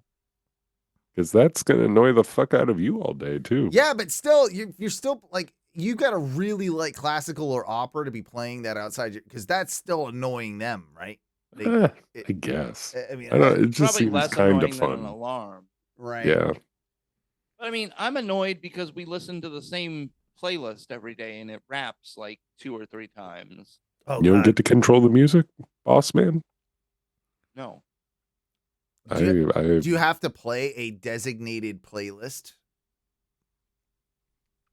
Our Did the boss make it? Our owner has like a very distinct vision for the sound that are played. One that I can only we've described it over the almost 2 years that we've been there as lesbian haunted house music. Okay, yeah, okay. You're at Lilith Fair all the time? A Yeah. little bit. Yeah. You know, Um, do you know if he? I mean, I shouldn't ask this. I shouldn't know. I was gonna wonder about like if he was like licenses for some of that stuff and like how you have to pay. Like, I mean, we just use Spotify. yeah, I don't know if that's legal. Like with places, not. It's not. It's not. Probably. Probably. Yeah. Mostly, It's- maybe. I mean, we do the same thing sometimes. It's fine. It's fine. I got a guy at work that loves to overplay Linkin Park, and in the past 4 weeks, I've heard every Linkin Park song about 8 times. I think. Yeah, but I wouldn't. No, probably not even every Linkin Park song. Just the ones off that one album with the one. Hybrid Theory. That one, yeah, that one. Yeah, I think I've heard Hybrid Theory about 16 times by this point. Yeah. I do remember we had the manager of when I was a lot younger and I worked for the Halloween shop for that one season. We had a manager who was like this really cool lady named Brooke. But she's like, I don't want to fuck with the music. She's like, she let the assistant manager, this kid Dan, let him do all the music. Yeah. Let me be Dan. You don't want to be Dan. Dan was very much into the butt rock and this was I just want to be in Dan's position. Like, I this just was in want him to the- pay me to play the to play the playlist. music. Yeah. Yeah, this was in like the mid 2000s. So he was really into like also like EDM and dubstep. So it was this weird collection of just new metal, butt rock, and EDM dubstep music. And it made working there horrible. So much better. No, because occasionally when the regular manager was there, it was just Halloween sounds. She would put on the Halloween sounds, and I'm like, cool, we work in a Halloween shop. Halloween sounds make sense. Get a monster mash every couple I hours. like a monster. I don't mind a monster mash though. I like a monster Yeah. mash. Yeah. I could deal with. Yeah, Of all the totally Halloween, fine. you know, I get them. I like the monster mash. I don't ever really get tired of the monster mash for some reason. Like there's a lot of other songs. Well, and I love that it's a song about another song. Yeah, yeah. And more so about the dance that is related Yeah. to the other song that it's the good. song is referenced. It's good stuff. It was a graveyard smash. Oh yeah, I've heard. Mm-hmm. But yeah, dude, it just was the worst. Like the worst guy to let be in charge of music. Yeah, I've had those people before where it's like, I mean, it's the stereotypical "give me the aux cord," right? Like it's what we would say back in the day. Now it's like, I guess it's different now. It's like, okay, you need to disconnect your Bluetooth, right? I'm taking over the Bluetooth for a little bit here so we can get some. And we've had a lot of that in our shop, and I wanted to mention this, and we'll kind of end on this a little bit because I think it's interesting. And as much as I love my new job, I haven't told you some of the worst parts about my new job. Oh, they're bad. Well, no one's like, I have to show up 40 hours a week. I mean, that part. Time. That part does suck, and you know, I'm not like thrilled about it, but I'm making it work. Oh wait, Ty is right. Do they give you an exclusion for your daily tea time, or are they like you wrap that up in your own break? Oh no, I wrote that into my contract. That was that was clearly like that was a done deal. Like I wasn't signing on the dotted line unless that was you know gonna be put on a paper. What time is tea, Owen? When I feel like it. Is I mean, in England, is there like an official? No, there isn't. Oh, everyone just takes like a little break for tea. It's an early afternoon break typically. Yeah. I wouldn't. Well, I'm not trying to be like goofy. I thought there was like a regimented like, hey, it's usually after lunch. You know, before the end of your workday, if you want to call it that, or I would say 2:00 is probably about right. Between the hours of 2 and 3 would be an obvious tea time. Yeah. Okay. But then, you know, what gets confusing is like we call our dinner tea, you know? Okay. But that's having tea. Like that's different than like tea time. Like but no one has actual tea time. No one sits down. The world doesn't stop to have tea. You just have a cup of tea. Like I just make myself anyway. But yeah, so I no longer of course work at the factory. Like we have to make a distinction now. And, are you staying on seasonal status? Yeah, I don't think I'm gonna be going back there. I don't know how that's gonna work. Don't have the time, don't have the energy, don't have the willingness to do so. But instead of the factory, I want you to now call it the dust shop. And I'll explain what. So obviously I work at a shop with a lot of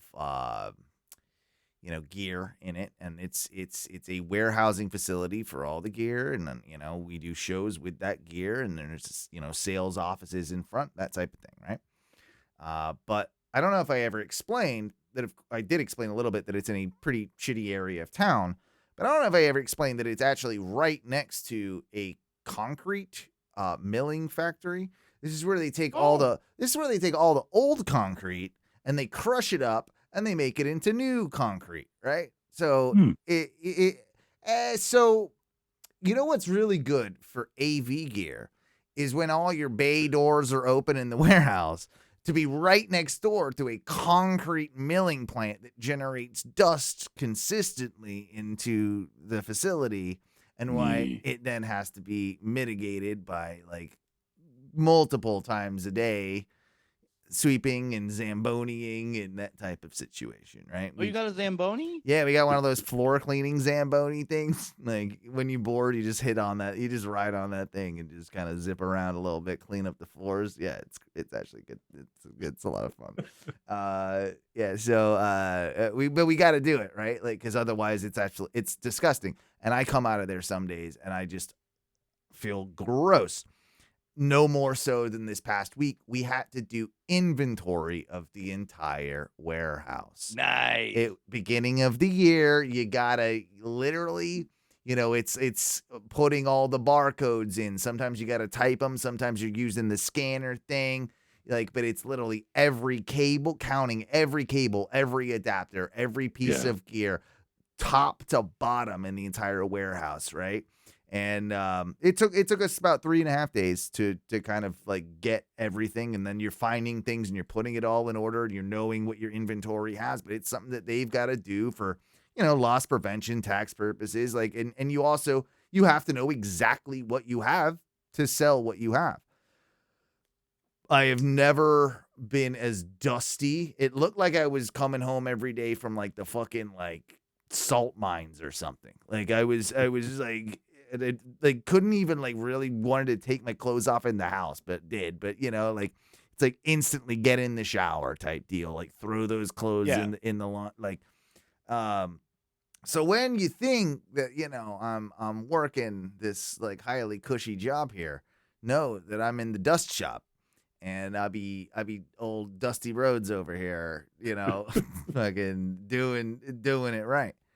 So you have your bay doors open all day, like every day, no matter what. I mean, it's not air conditioned, right? So you on cold days, obviously you can keep them shut, but no, there's no way that shit's staying shut in the heat of the summer. That's just part of what you got to do, right? Yeah, it's a warehouse. It would be over 100 degrees if you kept those things closed all day. I do remember being like working for Cracker Barrel. Most days were totally fine. You'd come home and the worst that would happen is you'd smell like a little bit of like fryer grease. But there would be days like Friday and Sunday where if you got stuck working on them, Fridays were fish Fridays. Yeah. So you were doing That's Wisconsin, a fish fry. bitch. You're doing a fish fry all day. And if you got stuck even if you weren't on fish fry station, you still got a little bit of powder coating. Oh yeah. But if you were manning the fish fry station, you were powdered to head to toe. Oh yeah, dude. I mean, you'd wear an apron, so you'd have this really weird like apron block where that wasn't covered in powder, but the bottom of your pants, the whole tops of your shoes, your arm is just got like a fine layer of. Oh, dude. And it makes you, doesn't it make your, I mean, I'm sure it's similar to like the concrete dust and everything. It makes your skin super, super dry, right? Yep. Which is already chilly at the moment. So the skin's like a little drier anyway. Mm-hmm. But then like, man, like I think like but I have not been as congested, stuffed up. Like, I don't know, like if I'll ever get used to it, but it's like shit. Like the air quality in here must be terrible, right? Like I'm breathing in straight fucking dust constantly. So it's like, I'm sure you thought about getting yourself a little rebreather. No, like not really. Like it wouldn't be comfortable all day. Like I don't know. Like I just got to come home and I got to hit the Navage, bruh. Oh, you got to constantly flush your nasal passages out. Mm-hmm. Because, yeah, I mean, my sinuses have been burning, you know? It's like, oh. Question about the Navage. If you have one. I do. Do you share it with your wife? Yeah, we got 2 separate tips. So you pop the thing off and you, like, I've got my own little nose cups and she's got her own nose cups. Okay. Yeah. It's good. I just want to make sure you guys weren't like raw dogging one Navage with 2 noses. The one thing that like she yelled at me for is I was doing it with like tap water. She's like, you can't do that, bro. Like that's not you're gonna kill yourself. Yeah. You're gonna amoeba yourself or bacteria or your brain. It's like you gotta use like the pure distilled water and stuff. And then I did it the one time where I heated up the water too much because you want it a little warm. So we put it in a thing and like a measuring cup, right? A clean measuring cup. We put the distilled water in there, put that in the microwave, heat that up. And then pour it into the Navage to use it. I did it way too hot for myself one time, and like I think I burnt way deep in there, man. Like it's yeah. It wasn't a pleasant experience, but yeah, those are my warnings to those of you. What is this thing called? The Nicki Navage? Minaj? The Nicki Minaj. It's like, you remember the neti pot? It's I'm thinking neti pot the whole time you're talking about this. Imagine the 2024 neti pot that is like has a Bluetooth capable. Does it connect? I'm to your sure phone? it wouldn't surprise me if they made one, but this one isn't. But it has like a reservoir in the bottom and like a pump in it. So you stick it up to your nose, you put the water in, and then it goes grrr, and you stick it up both your nostrils at once, and it goes and it flushes them all out, and then you can see all the gunk that it pulls out into the bottom of the thing. So it just like, and you do it a couple times, you fill it back, you clean it, fill it back up, and that. Yeah, it gets all your nasal sinus cavities clear. But yeah, it's okay. Don't do it too hot. Don't do it too hot. It's not a pleasant experience. It's like too like hot of lube or something. You don't want to do that. You know, it's a sensitive area. I feel like your wiener and the inside of your nose, same sort of sensitivity. Right? Yeah. You know? I mean, it's in there. It is the hardest part to dunk in the hot tub when you get down to your balls and your dick, and you're like,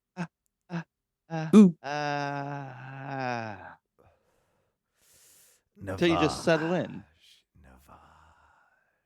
You've not heard he probably hasn't heard the commercials. We hear we listen to radio from time to time, or I do. Just time to time, but you've heard the Navage commercials on Real Radio, right, Mikey? Right. Yeah. They're all over the place, Ty. So you probably haven't. Yeah. It's this really douchey guy. And he's always like, try the Navage, the Navage. Yeah, he sounds a bit like that. Like, and yeah. He sounds like he's coming while he's like, getting his. Try the Navage. Navage. He's trying to sound all British and posh, but he just, I don't know. You know what I'm talking about, right, man? You do know what I'm talking about. Mm-hmm. Am I wrong? He sounds pretty. He's trying to sound like hoity-toity and like. Yeah, he's like a pompous. Navage. Yeah, Navage. Like it's some French goddamn, like in the Riviera. Like he's, you know. Dude, there's an annoying commercial right now, and I think it's for the new Volkswagen. Those new Volkswagen buses that they came out with, the electric ones. But it's this Latin woman, and she's just. The song she's singing is terrible. And she's like, "Aren't you having any fun?" But she's doing like an overly Latin. I guess it's not overly for whoever has it. It's a very Latin accent. And it comes because we watch everything through streaming. We get a lot of like repeat commercials, like.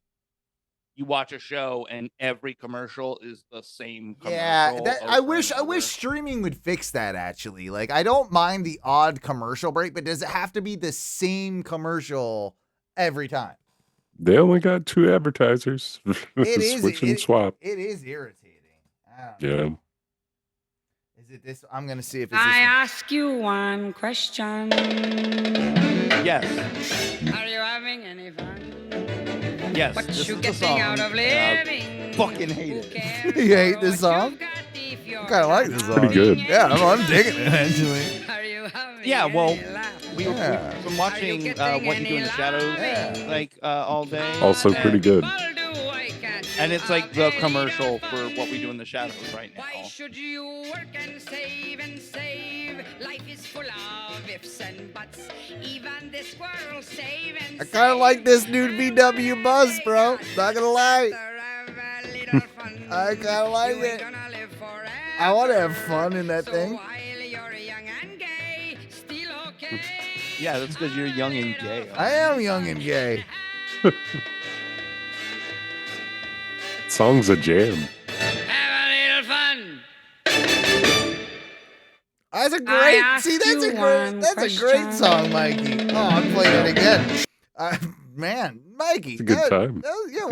How do you not like that? That's fantastic. What are you talking about? Because I've heard it 40 times today. Okay. Yeah. Maybe there's one more then. Guys, maybe we should take a small little break as we do. Come back with a little Oh No 2.0. I got a huge dose of clips for you. Like a fucking like powerhouse of clips. Ooh. Okay. I got a powerhouse of clips coming your way. I also want to hear a little bit about Mikey's food safety course experience. Real quick, for those of you that are not watching this live or not going to watch this on Twitch, when Owen did the powerful amount of clips, he did that male thing you do where you He- put he your was elbow fisting. into your crotch, and then you pretend like your forearm and your fist is your dick. Yeah. Yeah, that's what I did. With He with planted my it. light up With his gloves. light up gloves. So I he's made got, sure to like- turn them on too now. So He's got an airport runway on his cock now. Landing. Yeah, we'll come back. We'll do some 2.0. For those of you that are listening live, for those of you that aren't, you can check that out on the next podcast that you're listening to. Oh wait, what the fuck is that? Hang on. Let me get the Oops. music straight here. 1 second. I am just figuring things out here. Nicki Minaj. Yeah. I'm Nicki Minaj in this nasal hole. And we will be back with a little more Oh No. For those of you later in the week. Again, Oh No 2.0 for those of you listening on the podcast. Those of you listening live, give us 10 minutes or so. We love you for sticking around. Be a lot more fun if you do. Yeah. And boys, what do we say when we get out of here for the first segment? Your dreams. Fuck your dreams, baby. See you in just a few. We love you. Give us a minute.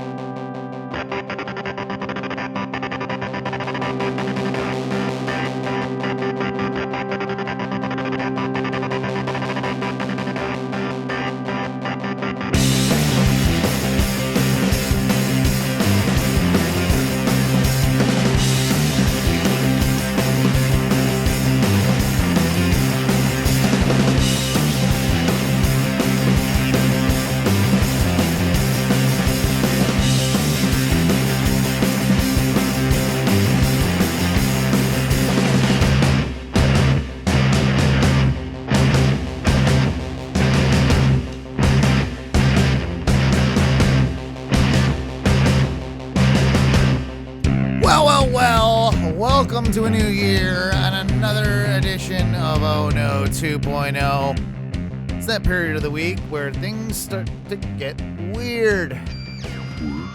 I was reminded of something by Teresa while we were on break that we didn't discuss. And Butt stuff? No, not that one. Not that one. Not this time. No, we had an altercation in the Lake Davis Facebook group since we last talked. Oh God. Well, here's what happened: is we're chilling at the bar, and she was like, "Ooh, like she's in this group. I'm not. This is a neighborhood close to us, and Lake Davis. For those of you that are not in Orlando, Lake Davis is a very, very nice area. Some really, really like fancy homes around it and stuff. And me and Teresa like to go for walks around there. It's real close to the house. We're not in that fancy area, but we can walk to that fancy area. And so she's like, she does it all the time. She's like, she's familiar with like the swans that are around there, and like, man, there's even George and Felicia. Man, there's like a lover's quarrel. Like they separated, now they're back together. It's like a whole deal, guys. Are these ducks or people? These are swans. Both. These are swans. These are swans. Mm-hmm. But Lake Davis is also famous for its geese. Its geese are extreme. Remember when I punched the geese? The goose? Yeah. Yeah. Well, that's where this was, right? Like they are like notoriously aggressive jerk off geese. Every time I go there, I'm still pretty sure they remember me and like want to fucking fight me. Like every time I have to kind of like get through there because I'm pretty sure they want to attack me. And anyway, so on like the Facebook group for this place, this woman posts like, anybody know what's going on with the house on blah, blah, blah, and blah, blah, blah. There's like crime scene tape all over it. And I said, are we sure the geese haven't broken in? You know? Oh, I saw this. That's right. Yeah. I'm like, we sure the geese haven't broken in? I laughed so hard. Wait, you actually saw it, like, or did I send it to you? Did it I just send popped it to you? up. It popped Friend up. algorithm. It's awesome that you saw it. I think It made me laugh so hard. I was like, oh, it's quintessential perfect. fucking Owen's at it again. And yeah, so this bitch goes on. Apparently, like, people got murdered in there. And this woman's just like, so not funny. Or I don't know, people died. I don't know. They think, I don't know if it's a murder or whatever happened, right? But someone died in there, so there was crime scene tape, and like she's just like, this is so inappropriate, so not funny. And I'm like, geese weren't appropriate when they were fucking right. trying to run me down. And then so like I'm like, first off, I'm just like, lighten up, lady. It's a joke. Like come on. And like, it goes on a bit. She says something like, I just don't think it's appropriate to be laughing at the dead like that.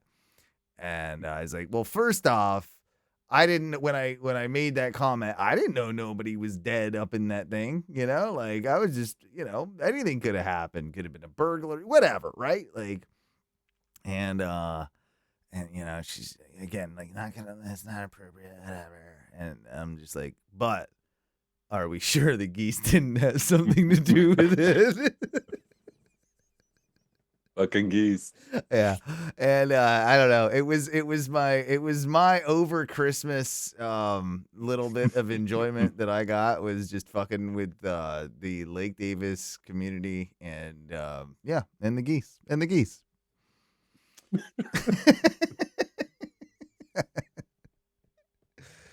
Man. Yeah. Mikey, no thoughts on that, I guess? No. I mean, I have always known that geese are fucking ultra territorial, but this woman is also just reacting. Yeah, like, it's the internet, guys. Come on. Yep. Come on. We're trying.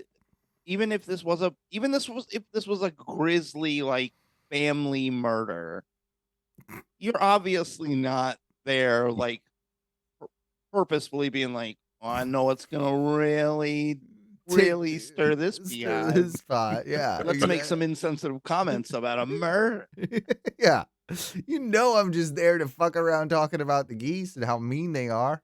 Like, Yeah. get out of here, lady. Get out of here. Come on.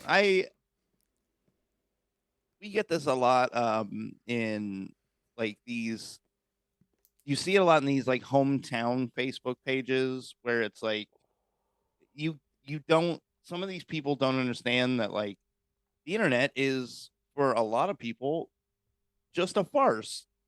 It's a place to be funny all the time. Never have, you don't have to be serious. It's not real. Yeah.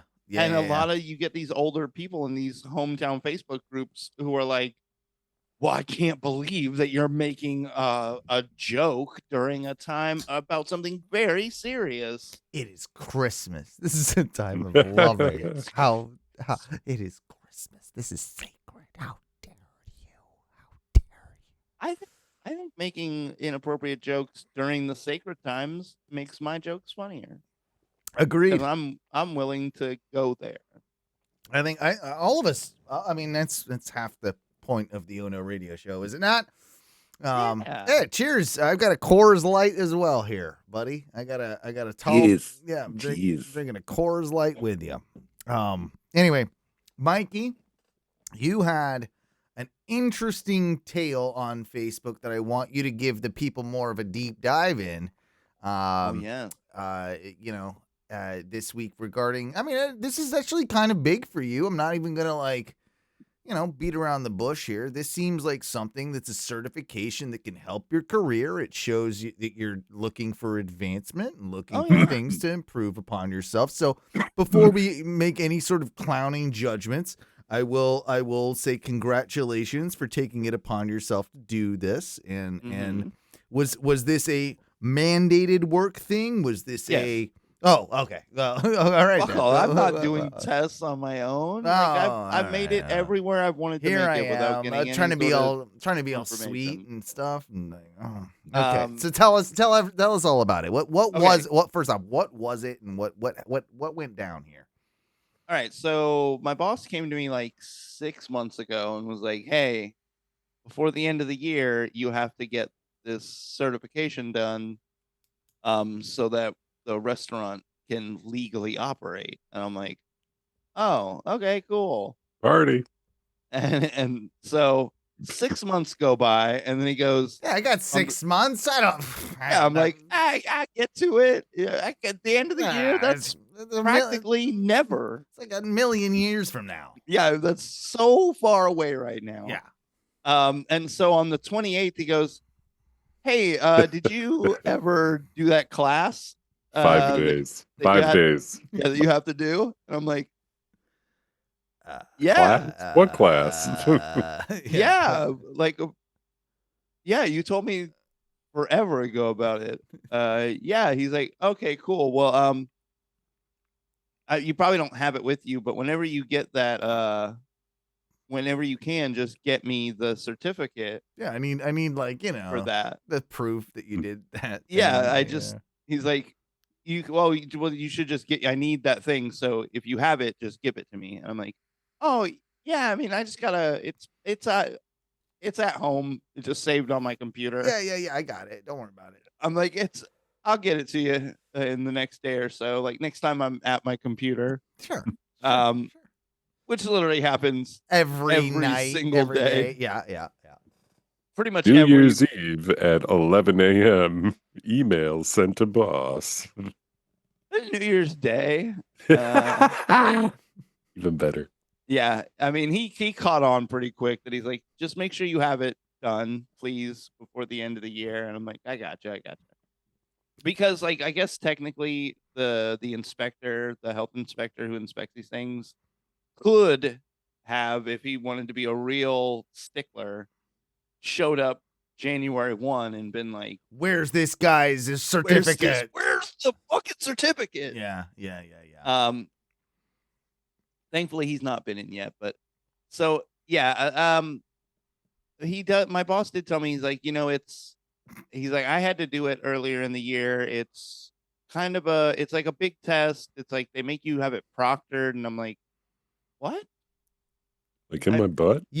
So originally in your mind, you were probably thinking this was like some easy breezy, like student permit, driving permit test where you just like multiple choice, click a few things, go through like driver's ed school online or something. You sit through some videos, you answer some questions, and you get the thing, right? Something like that.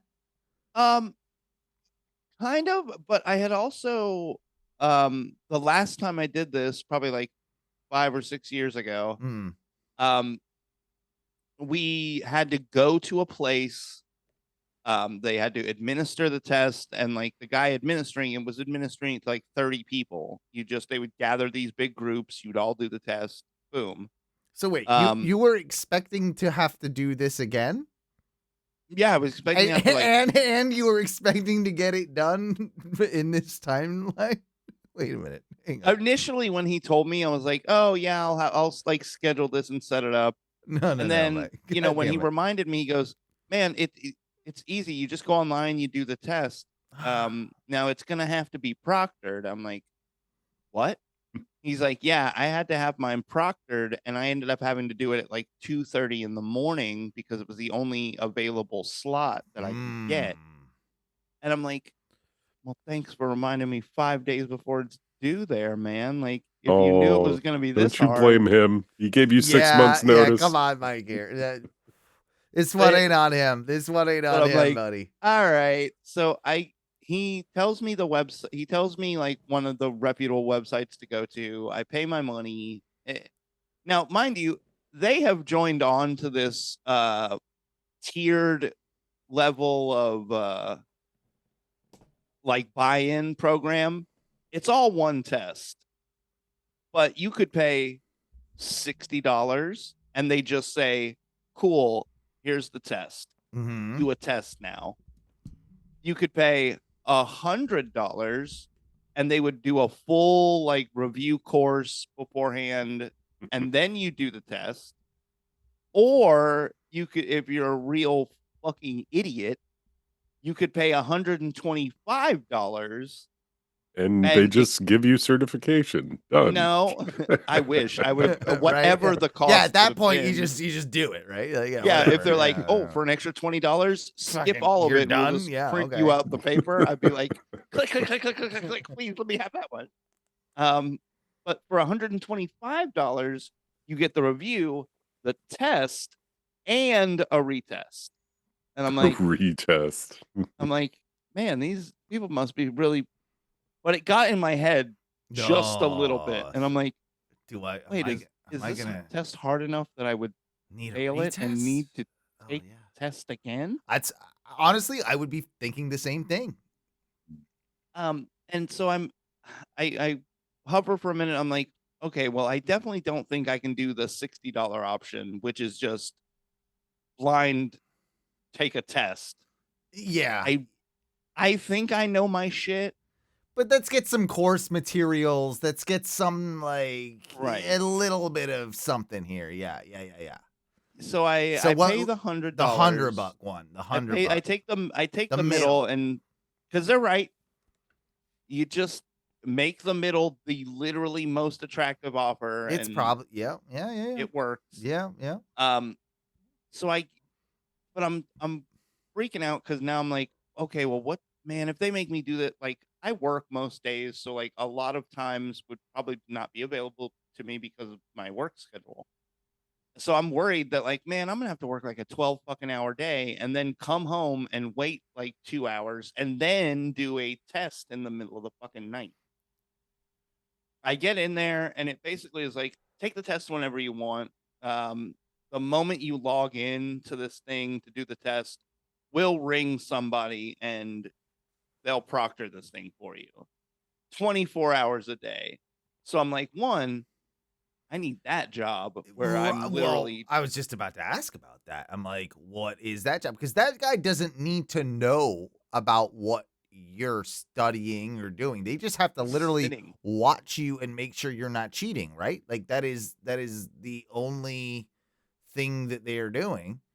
Basically. So there must be a service out there that you sign up for, that you get qualified for, and like, you know what I mean? And then you Yeah. become a proctor, and then you can just get like, okay, yeah, I got a call, and then you get, I don't know, what do you think it is? Do you think they get paid by the hour, or do you think they get paid by like the one shot? Like, did he get $20 for yours? Like, you know what I mean? Like, did he get like, do they get Maybe like, you're sitting in like an online pool, and the moment Maybe. something pops up, yeah, that's probably how it works. Yeah.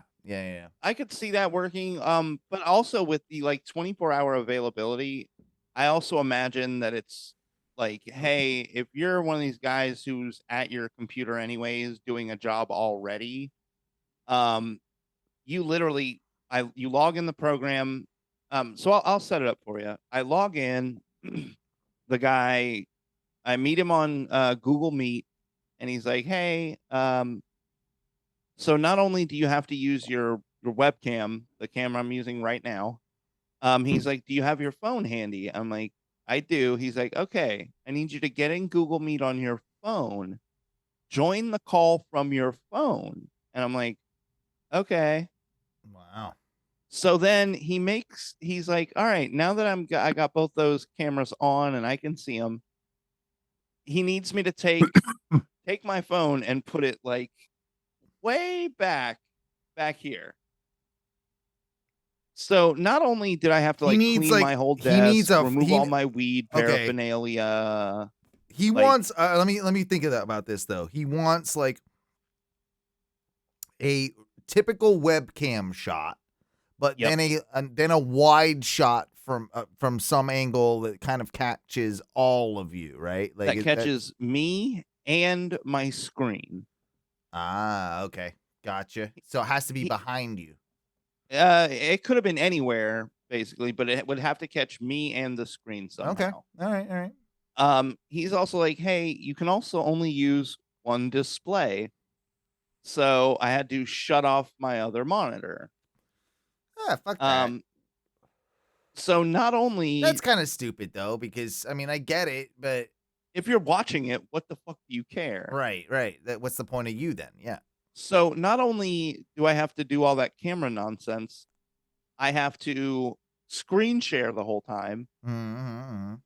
so that he knows you're not like just looking at the answers, which I don't know how, because he could see from Right. the Behind secondary you angle. Yeah. And then I had to do the whole test. He scolded me once because about 10 minutes in, I was like, all right, this is kind of nerve wracking. And I reached down and I grabbed my vape and I'm like vaping because the angle's back here, he can't really. Why does it matter if you're vaping during the test in your own home? Bro, he's like, Does it matter? oh, can you please not vape? And I'm like, No. what? Wait, what? He's like, oh, you're really not supposed to vape during the test. Are they thinking it's because you could blow a literal smoke screen and then like look up an answer? Is that the reason that they would be doing it? Yeah. I didn't want to like in the middle of this test. That's got to be the only reason though, right? That's got to be the only reason I can think of. Because that I'm like running a diversion. You don't blow those huge plumes, but people do that could theoretically like fill a room, and now you can probably like sneak an answer or something like that. But that seems like a long way to go for this. So before the test even starts, not only did I have to clear my desk and set up this like odd second camera angle, I then had to cover all my bookshelves, like the bookshelves that I have all my turtle paraphernalia on and stuff like that. What did you put over? What did you put on them? Like bed sheets or something? Yeah. Yeah, I had to basically get every blanket out of my house. Jesus. To cover up my bookshelves. That's a lot of work. Luckily, I don't have anything put up on the walls because I would have had to take everything off the walls. Imagine me in my place. Oh, you couldn't. You would have been like, well, I just can't. I guess I can't do this then. Yeah, fuck this. So yeah, I'm basically like, you basically have to upturn your whole house. I I had to shut my living room because my computer desk is in the living room. I had Sure. to shut the living room TV off, and then using my webcam, basically had to give him a full 360 of the room. I had to show him my lap. I had to show him like my whole desk. I wasn't allowed to Okay. have anything. I had to remove. I have a Lego D&D Strahd tile. Nice. Um, Nice. he's like, "Oh, can you remove that little thing off your desk?" I'm like, "Oh, it's just a Lego figurine." He's like, "Yeah, can you just remove it from your desk?" I'm like, Mm, Fucking hell. "Are you, That's strict. dude?" I was. You would think I was taking a test for like Like national security. Yeah, like an FBI top secret clearance test or something. Like, Right. Yeah. No, I do understand that I am taking a test that has to do with food safety. The test I took was the management level food handlers safety exam. So it's basically just like a hyper version of like the regular employee food exam that they give Right. to everybody. Yeah, but okay, couple things. Number one, it makes me want to just like because of the amount of like the steps you had to go through at that point, I would have just been like, can I just do this in person? Like I don't written test in like go just go knock it out in a classroom in an hour or something Yeah, like can I that. go Like find some? Can you right. reschedule this? Right. Like that would be one of my first thoughts. But then second thought would be like even with all of that stuff, I still want to find a way to cheat. I That- still You I want to still find one even Yeah, harder. yeah, I want to find a way to like cheat the system because like oh, there's got to be a way. There's got to be a way to get away with it. Like I'd Now I will love that. say one of my big gripes about the test is because they give it to you pass fail, they don't tell you how many you missed. Mm, So, but I could have gotten there were 80 questions. They said 5 of them they'll automatically just drop. So you automatically get like 5 free misses or whatever. Yeah, misses. yeah. And then you have to get a 75% to pass. So with the 5 misses, that puts it at a 70%. No, something You like get around there. you have 75 questions that matter, and you only have to get 75% of those questions correct. Okay. And so you obviously passed. Yeah, I passed. And just first time, what did it feel difficult? Yes, dude, Yeah? it was okay. So there were questions, and I was trying to be dutiful. Like I wasn't listening to anything else. I wasn't watching TV while I was like going through the study guide. Like Yeah. Come it on, was, Mike. and it was You can do extremely this. difficult to not like just put a podcast on and Or play wanna- with your Ninja Turtles or whatever. or play like a video game while it's like a 4-hour class that you have to sit through. Yeah. And do modules and like answer questions intermittently Sure. through. Definitely been through those. So I was really dutiful about it and just like studied. I took notes, like I did everything I was supposed to do. And then the questions that were coming through, I'm like, man, I don't feel like we covered that. this. Right. And like I was trying, I feel like I didn't really. There wasn't like a ton of stuff that I didn't understand or didn't know. I feel like I'm a decent test taker. I can like logically usually remove all like kidding aside, one- you are an intelligent guy and you pick up on things and you're like it wouldn't be like it's not like you're a dum dum that's just like like Yeah. with it, like it I appreciate what that. was it designed to trick you? I think and when I discussed it with my wife, she brought it up. I think it's really there to honestly test to make sure you know what they're testing you about. Right. Because they were writing it in like I joked that they were using like triple negatives, but like Mhm. they were writing it, they were using double negatives, they were asking like very, very pinpointed questions to where they go over a lot of temperature stuff because that's a very big important part of food They safety. want you to know the Yeah. math in a sense. Like that's the they want you to Um, they want to make sure that your foundation is solid in that area, that you have a yeah. very good concept of like you can make a good judgment call on food safety in that. And Right. and you know what? Like I mean, I'll say this as a consumer, not having to have gone through it. It makes me feel better about the food Yeah. safety process, right? But Um, there there was it was a weird quiz though, because you would have questions where it's like a short question, a very obvious answer, and then two answers that make literally no sense.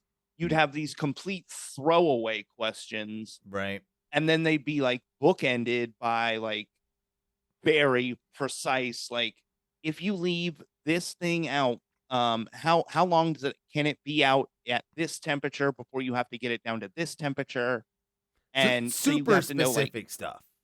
yeah, it would go from these weird, like, throwaway, just nothing questions to hyper specific, hyper detail oriented questions that are not like, this is a clear answer. It maybe is it's like a judgment call, and they want you to yeah. make that call. Yeah, that's exactly it. They're also testing in a weird way. They're testing your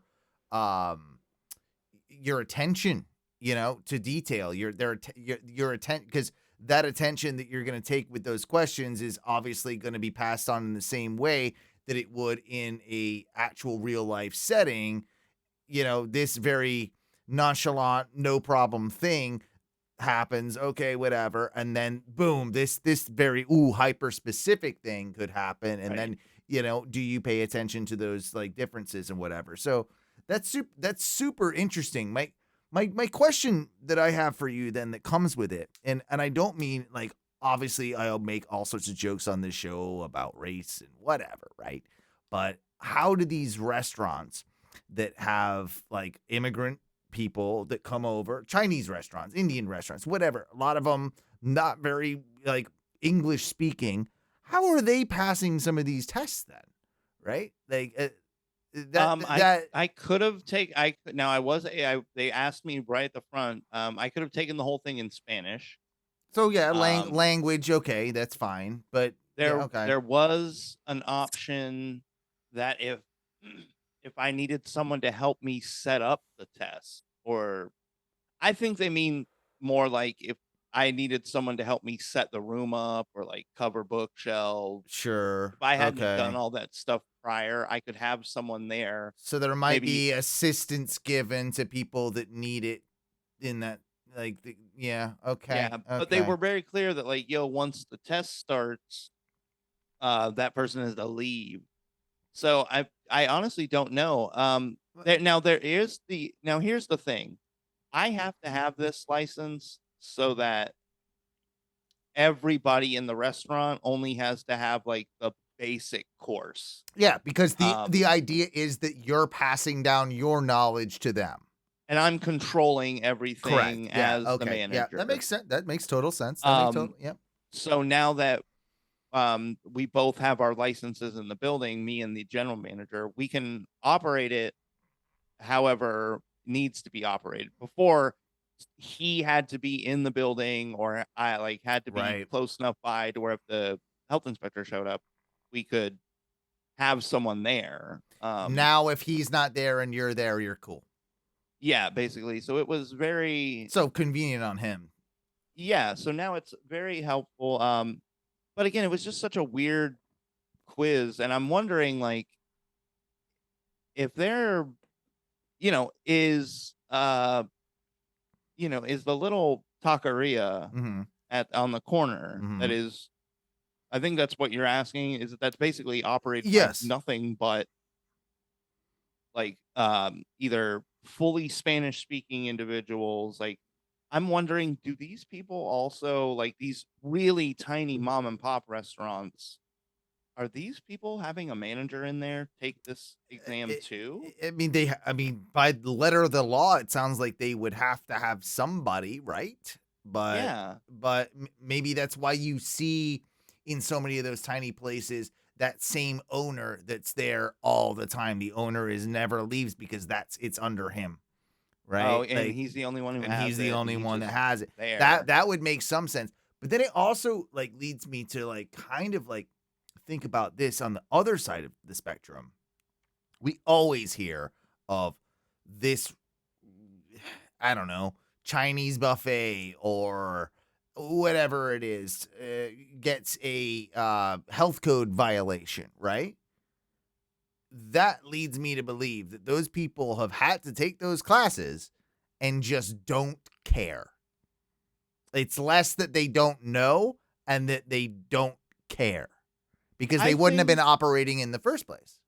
okay, so I think Wouldn't have been part of allowed it to. is just there's nobody there on oversight. So your manager, Right. yeah, you're probably right. There is probably somebody in that building who has that credential Yeah. and just isn't paying attention or isn't doing their job, and that's why you end up with these code violations of like storing fish on the ground, all these sanitation slip ups. Mm.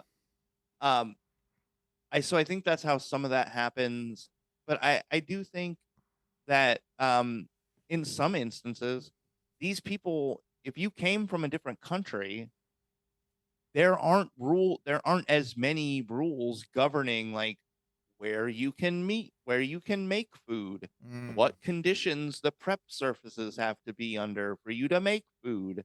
And because, those people are probably dealing with those issues a lot more, their digestive tracts are a little hardier. You're probably used to maybe eating a small amounts of bacteria that we don't deal with here in America because the food standards do have to be so high in a place where you make food. So I think there might be just a little bit of regional difference. And again, I think most of it is probably just there's nobody there that cares or is willing to enforce the rules. Um, what I think is the funniest part of all this, I had to take a whole bunch of these courses are about how to properly cook, eat, store meat and proteins, and none of that is applicable at the place I work. Yeah. Yeah. Yeah, that's a good point. That's a I good basically point. cook vegetables all day. Yeah, but at the same time, like the license isn't for a vegan place. The Yeah. license is for a restaurant. They have to be able to serve. You know what I mean? Like Well, and that's what my boss told me. He's like, even if you don't end up staying here forever, he's like, if you end up deciding to, go to another restaurant at some point, he's like, this thing is good for 5 years. You have this, and it's like a serious, because like, dude, not all managers have to have it. Depending on the company you work for, Right. and how big it is, you don't have to have this. So a lot of guys get away with just having regular level food handler cards, and that's it. But this is a good thing though, because at the end of the day, it essentially, yeah, it gives you, I don't know, gives you some leverage, right? It gives you the ability to Not at my current job because I can't be like, give me more money because I know that there's just not more money.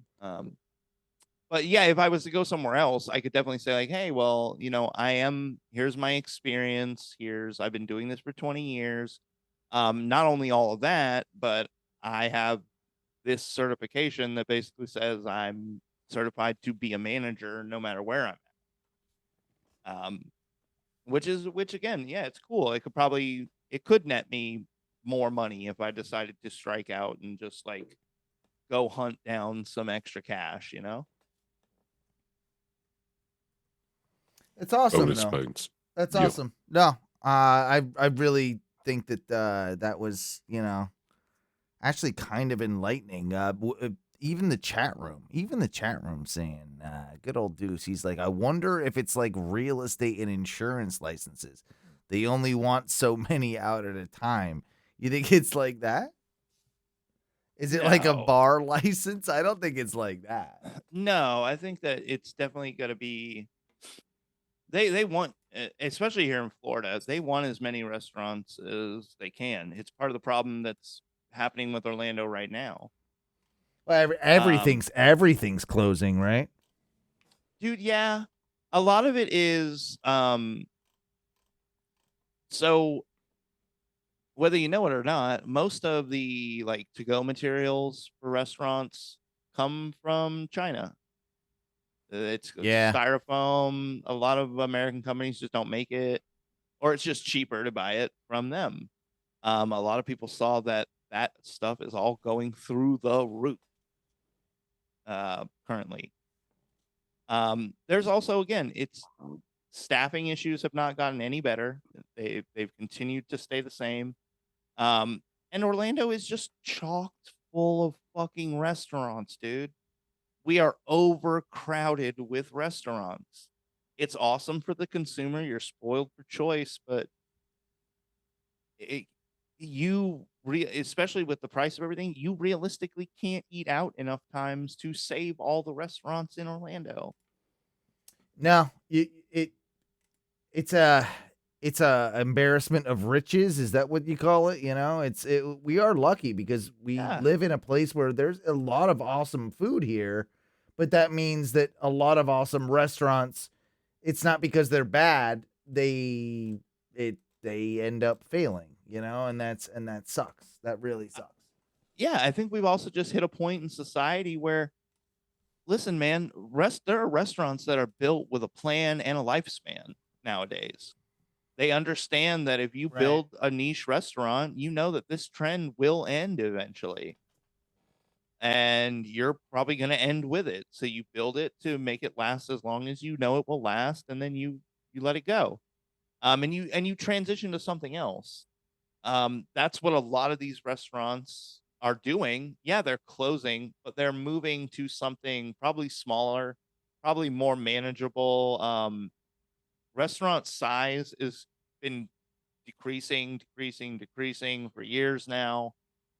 Because we're having these big giant restaurants, it's just impossible to have enough people to staff them, man. It's the problem is it's just it's a bad industry, dude. It's a tough industry. It's the same as what you were used to doing. You know, working in the theme parks, same problem, man. It's a hard industry. You're basically there to make sure other people are having a good time, which means you sacrifice most of your time. And it's just not a fun thing. And the pay has never been great, so people are just leaving. And It'll right. The ship will right in eventually when enough restaurants close that the people that have to do this, because there are people in our world that have to work in restaurants because no one else will take them. It'll equalize when you've worn down the number of restaurants and these people are just the only people left working there, and then they're there. Well, it doesn't change until those wages go up, though, right? Yeah, but that's it. One, it'll never happen because of the perceived image about restaurant workers. We're not supposed to make money unless we're literally doing it at the very, very, very highest level. Because everything else you could do. I mean, literally, I take no pride because literally everybody could do what I'm doing. You're frying chicken. You're putting it on a bun. It's sandwich making. I'm good at it. I know how to cook, so I know what tastes good and why it tastes the way it does. But it's not an entirely special skill. The Anybody can kind of learn it, right? Anybody can, if you wanted to, you could learn it, right? Yeah, that's maybe the difference. They're never gonna, it'd be hard for me to walk into any quick service restaurant like I work in and say like, yo, 80 grand because I got 20 years of experience and I'll make this shit pop. They'll go, bro, even if you did what you do and made it pop, it's like 60, 70 grand at the top. You'd have to be where you'll make your money is bonuses. You'd have to negotiate some sick bonus schedule. And you could do that. But yeah, the base pay, no, there's no reason to pay anybody 70 or 80 grand because the world is rife with guys who can work in a restaurant.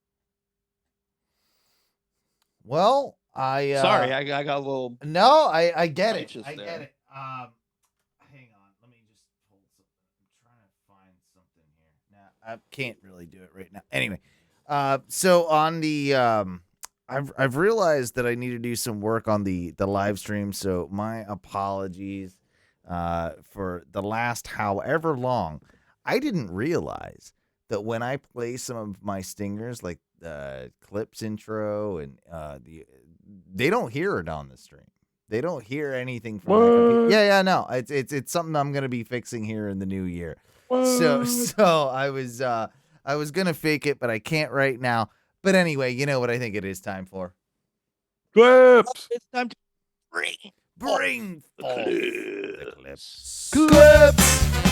Podcasts will hear it. You know you want 'em, baby. You know we got 'em, baby. You know you want 'em, baby. You know we got 'em, baby. Clips. You know we got 'em, baby. Clips. Yeah, clips is the time of the show where we take a look at all the stuff that I found on the internet, and yeah, I kind of realized that just way too late that yeah, the clips song didn't play on the show. Like it doesn't play on the Twitch stream. Plays on the podcast, of course. Everybody hears it there, but it doesn't play on that. So that's something again I'll be fixing Oh. in the new year. And it's a real weird one. I've kind of been delving into it, and it's one of those things that's been annoying me. So that being said, I do though have some fucking good clips, and I've been excited about a few of these for a while to show to you guys. This one in particular, and this is a two-parter, and I'm starting off with a bang, guys. I'm starting off with a British fucking bang. Before we go, we got the Kona clips, right? Yep. I do. Content cone.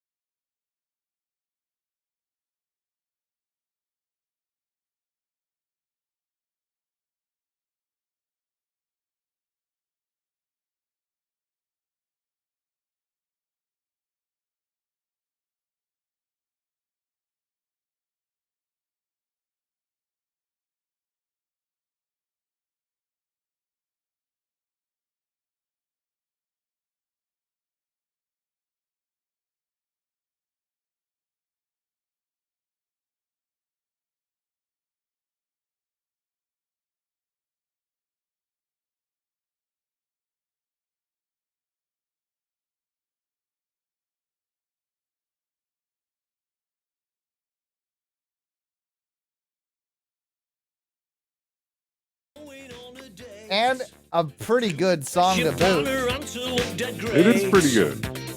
Throw away the wine list, order just this one cuisine. Egg, sausage, chips and beans. The United Nations, they don't understand.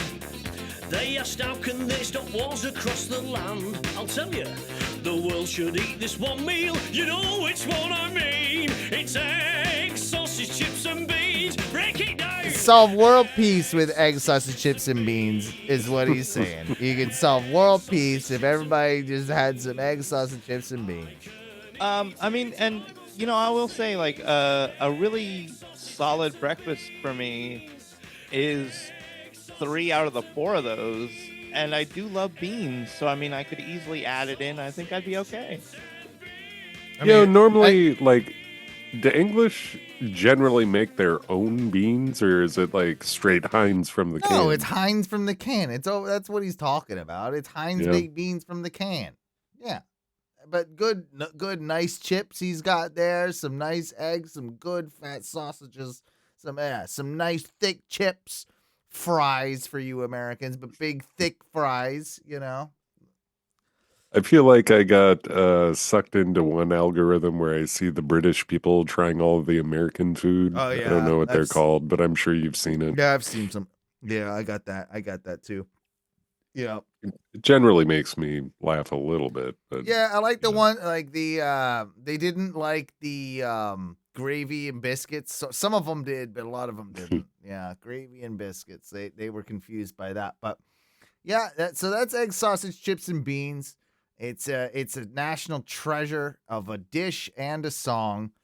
And again, I had to play that so that you would understand. Teresa thinks that song sounds like the head, shoulders. Well, it does. It is exactly that. It is that, yes. right? It's Yeah, that song. that's your American version of it. That's your American. What? version. Are you Wait, going to tell guys me have that a different predates it? version? Wait, you English folk have a different That song version of Head, didn't Shoulders, predate Knees, and it. Toes? Yeah, it does. Yeah, of course it does. Yeah. No way. Yeah. We get to everything first. We invented the language. Of course we did. But anyway, this is. Did you hear that song while a child growing up? Every day. Yeah. Yeah. It's No. their national anthem. Yeah. It's our unofficial national anthem. Jesus They take their Christ. hats off when people play it. You know what? At this pub that I'm about to show you, where there was a karaoke event, and this young lad did his cover of egg, sausage, chips, and beans, they were taking more off, I think, than their hats. Ew. So this is from what they call a council estate. Do you know what a council estate is? No? Council estate's kind of like a project, like a home, like not like a it's for the lower income folks, right? And It's the ghetto. yeah. Government subsidized housing. You know, Section 8. Yeah. So this would be a council estate pub, only the classiest of places. And as you can see, the boys that have been working on like the road crew are in there having, you know, their after work pints. While maybe this is a Friday or Saturday, and the karaoke's going on, and one of them decides to get up and do his very, very best, you know, rendition. Not only is this lad amazing, but it's more about the ambiance and eclectic folk that are in this pub that make this so special. Let me show it to you. Turn it up for you here. There you are.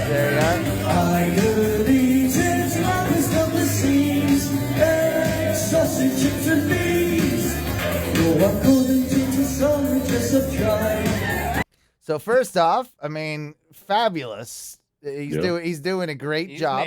He's nailing it. Didn't bother to take off his high vis jacket It's for safety. Yeah, in the They pub. want you to see who you're about to tackle. Here we go. Yes. Yes. Oh man,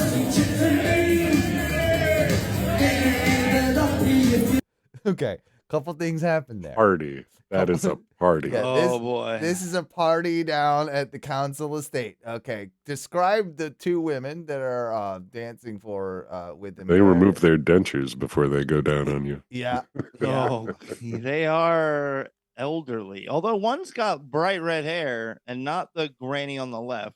The granny Talk on about the the right. other granny's got Yeah. like dye red hair. Mm-hmm. But these old women are out there. They're getting it. They're getting it. They want this young. They want this young lad. You know. They do. You'll see the guy in the back here. I'm trying to point him out with my mouse. He catches up what's going on. He's like, "Oh, they're filming. I want to be part of this." He's like, "I know this song." Another. He gets up here. He's like, "Oh, I'm gonna get in on it."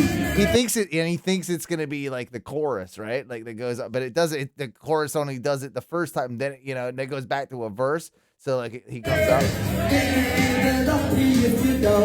Yeah, he already fucked it up.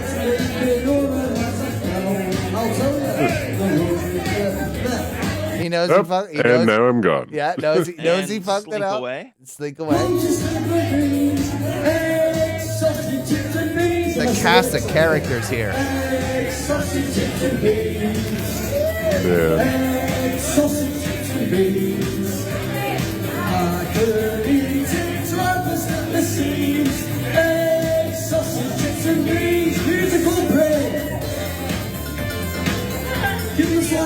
Drum break.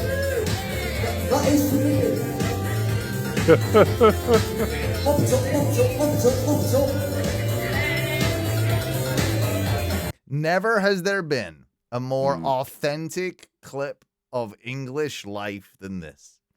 This is English council estate life to the T. This is something else, guys. This makes me want to go back home. Owen's gonna be at his local pub trying to pull out an egg sausage.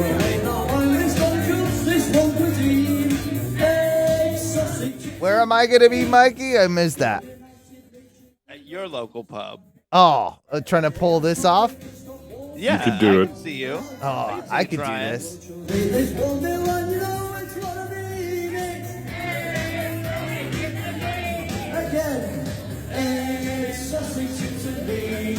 Gypsy beans. This kid has also listened to this song a Gypsy thousand beans. times. You know what? I think this kid fucked. And both of those grannies, he took them both home. You know what? I think this kid fucks. I think I hope so.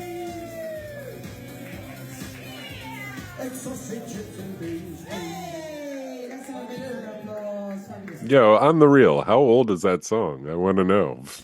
Oh, the original egg sausage chips and beans. 90s, I think. Hang on, or maybe I think it's later than that. Eggs, sausage, chips, and beans. Let me see here. When did this happen?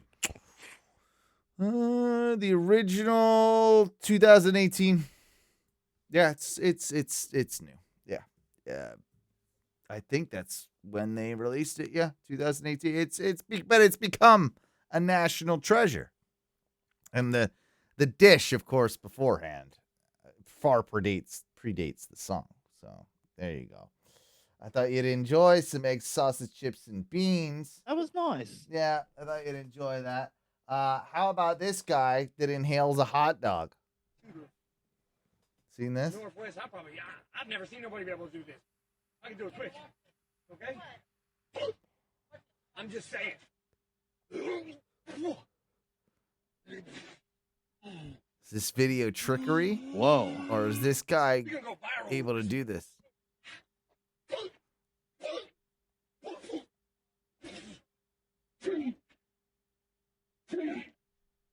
Three hot dogs. Sucks them straight down. 4 hot dogs. 5 hot dogs.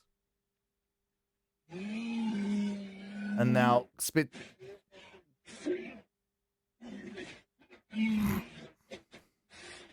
What do you think, guys? Is that a fake or is that real? It's real, but he was only able to get one back up at a time. I know. It's pretty impressive, though.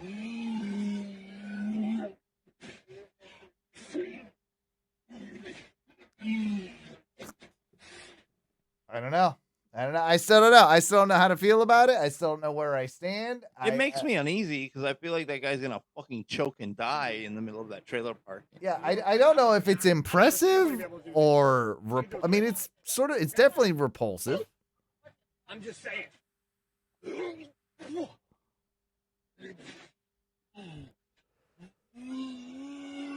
We're gonna go viral with this one. There you go. I I mean, you're mean, doing something. you're doing something with that. Someone, yeah. So that's a thing. That's worse than what's going on in the UK. I mean, this is definitely America, and that's definitely an American trailer park. So, Right. So I'd take egg sausage, chips, and beans over that any day of the week. Oh, and do they have trailer parks in the UK? Yeah, well, I mean, they'd be like campground type things, right? I mean, we don't really have that problem. I mean, the Pikeys, they're off there living in their caravans and stuff. They're in caravans. Yeah, so Right. there are those people that live in caravans, and there's caravanish park type places. Yeah, you get that. But most of those people, they're trying to live. They're the ones that are like trying to hide from the government. You know what I mean? The ones that Right. are like super poor or whatever, like they're the ones that are realistically going to be like living in the council estate. So you guys just solved it by having Like ghettos housing, for everyone. well, like housing and stuff. Yeah, they do that. Yeah. See, that's so weird because here in America they're like, oh, white people, you're super poor. Trailer park. There you go. Yeah. But everyone else got subsidized housing. Ty, Crazy. it said you raised your hand. Did you mean to raise your hand? I think Ty died. I got tie-dye. Yeah, I think Ty died. I think he died. I think he He because just moved his hand. I can see him moving right well, now. no, he did a thing or something on the Zoom where it said Ty raised his hand. So I can't. Oh, Yeah, Ty, did you want to say something? yeah. Or is he not able to say anything? What's going on here? I can't see Ty. I've got I can see him. Well, yeah, you've got the little you've got the thing. I don't have that. Ty, what are you doing? I think he's probably dying. Anyway, You on the definitely can't hear me, or he'd be responding. probably. Anyway, on the topic kind of, of what we were just talking about, this kind of is eerie now. This Discover card commercial that was from like the early 90s, or not early 90s. This would have been late 90s, early 2000s. There's this Discover card commercial that someone reposted, and yeah, just check it out. Nestled within the ground floor of St. Sophie's Medical Center is the emergency room. At the ER, they can reattach a severed limb or resuscitate a flatliner in no time. But should you need the healing hands of the folks at the ER, pull out your Discover card. Because there's only one thing better than having St. Sophie's save your life. Clear! And that's getting back cash for them to do it. Some people like getting cash. Holy fuck, right? Ugh. I know. If you didn't catch that, do you want to walk the people through it a little bit for me, Mike? Yeah. So basically, it's the emergency room. They're wheeling this dude in on a gurney. He's looking real rough. Nestled within the ground floor of They St. Sophie's they Medical bring him Center. into the OR. Yeah, he's not looking too good. They're reviewing his charts. They're hooking up IV bags to this dude. They're bringing him back. They get him in, and then he holds out his Discovery card, and they have like a wall-mounted card swiper. Yeah. Like This so they dude's can- about to die. He holds up his Discover card. I'll pay for the not to die. So they swipe it, and then for a split second, everyone looks at the processor machine. Like, that right oh, there. I hope it goes. Oh, I hope it goes through. As if they're like not gonna give him care until it goes through. They Right, wait and they all so take a beat. It says processing on the fucking machine, yeah, it's processing this guy's life-saving payment. which is also his life savings, probably. Yeah, more than likely. Approved. Approved, and then they shock him back to life, and he pops back to life, like rubbing his fingers together and laughing, like, I just got money back for you guys saving my life. Awesome. Yeah, dude. That's some twisted stuff. That's some twisted stuff. I was really hoping they'd be like, if you're a healthcare CEO and you're worried about healthcare after the public guns you down outside of Right. your office. But I mean, like, oof. Like, I don't know what year that came out. I mean, I didn't have the time to research it, just saw the clip, but I was just like, wow. Obviously it's being reposted for those reasons, but it's like kind of rubs it in, doesn't it? That like the system is screwed. Quick side note, Yeah. just so we can have a little bit of levity to this. After they shot that CEO, people were just walking over him to get into their jobs. They were still like going into work and just walking over this guy. Sounds about right. Is New York though? Yeah, we got to make the meetings, bro. Yeah. You'll appreciate this one. I don't know if you've ever seen this before, but this is an early Nintendo training video from the days of the NES, and the Game Boy. All right. I think you'll enjoy this. Let me turn it up here.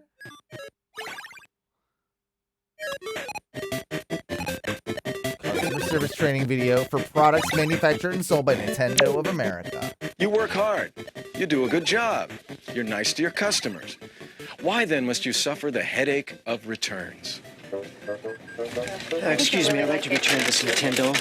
Who do I talk to about that? Tell you what, you'll need to go right back there to the electronics area and they'd be happy to help you. Oh, gosh, I haven't really got a lot of time. Could you take care of it here, I'd please? love to, but I can't. I need to send you to electronics right back there. They'd be happy to help you.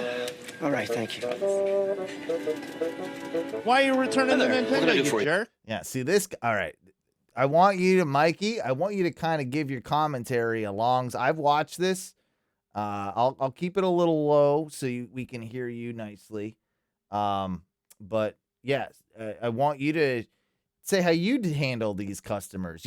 Imagine you're working a early 90s game shop where all you sold was Nintendo stuff. Sounds pretty rad, right? Yeah, well, first of all, I've been like, what's wrong with it?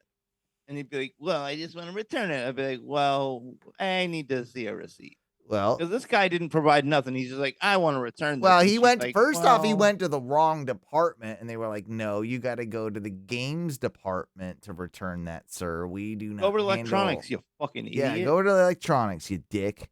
All right. So this guy's like coming up to electronics. He's coming up to the guy behind the counter. Check out this interaction.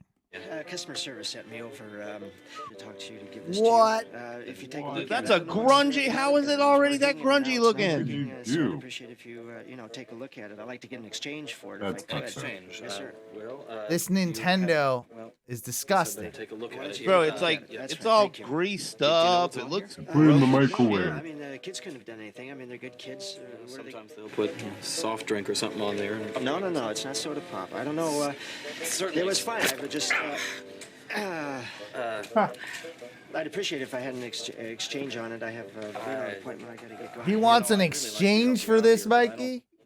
No. So this guy is handing over like a completely gross-looking disgust NES, a Nintendo Entertainment System, the original, and it just looks gross. The guy makes a little. It apparently sticks to his hand when he's having it returned, and the guy is hesitant already, as I would be too, because this guy is. It feels like this guy is trying to put the old like. I got places to be. Like you need to work with me. Yeah. Like I've got a meeting to get to. I'm important here. I'm just trying to, get this thing swapped out. Yeah, and the guy's like, well, sometimes the kids, and he's like, no, it's not the kids. They're good kids. They wouldn't do this. Why can't you just get? He's trying to be pushy and just like, why can't you just give me the exchange? Yeah, yeah. And I like how Nintendo is putting out the call to be like, yo, watch out for these shysters over here. You know? Yeah, they don't want to deal with it. They don't want to deal with returns. I'm glad appreciate we an could, exchange. But, the warranty does specify that you have to keep it really clean because it doesn't work if it gets dirty. Some people will go to great lengths to return an abused or an out-of-warranty piece of merchandise. What are you supposed to do? Tell them what you really think? Of course, you can't do that. And how about the customer Why who tries to not? bully you into taking back something you know isn't broken? These guys are a real problem. You people amaze me. You really amaze me. Your quality control people, they just have bats in the belfry. Bought this Game Boy yesterday, took it home, nothing. Absolutely nothing. No picture. I'm pretty sure it's the EEPROM, so if you just want to take a look at that, I'd fix it myself, but I don't really have the tools, so I'll take my money back if you... This fucking guy, the know-it-all, comes in. He's like, the EEPROM. The EEPROM's all fucked up, I think. And I knew what it was immediately, but I knew what it was, but I don't have the tools to fix. Yeah, I could have fixed it easily if I had the tools that you guys have. There's nothing at all, huh? Nope. Well, let's see. We don't actually have tools, sir. Go home. I gotta pee. You guys watch this thing. There's the tone. And give it a moment. And... got the music. Uh-huh. Here we go. I think this is probably the problem. Yeah.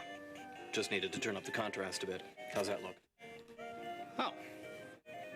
Of course, the contrast. I think that was probably my kid didn't... I'll take it. I'll take it. You'll take it? Yeah. Okay. And what about the nice guys who actually have a legitimate problem? In many ways, they're the toughest of all to take care of. To bother you. The controller doesn't work. Oh.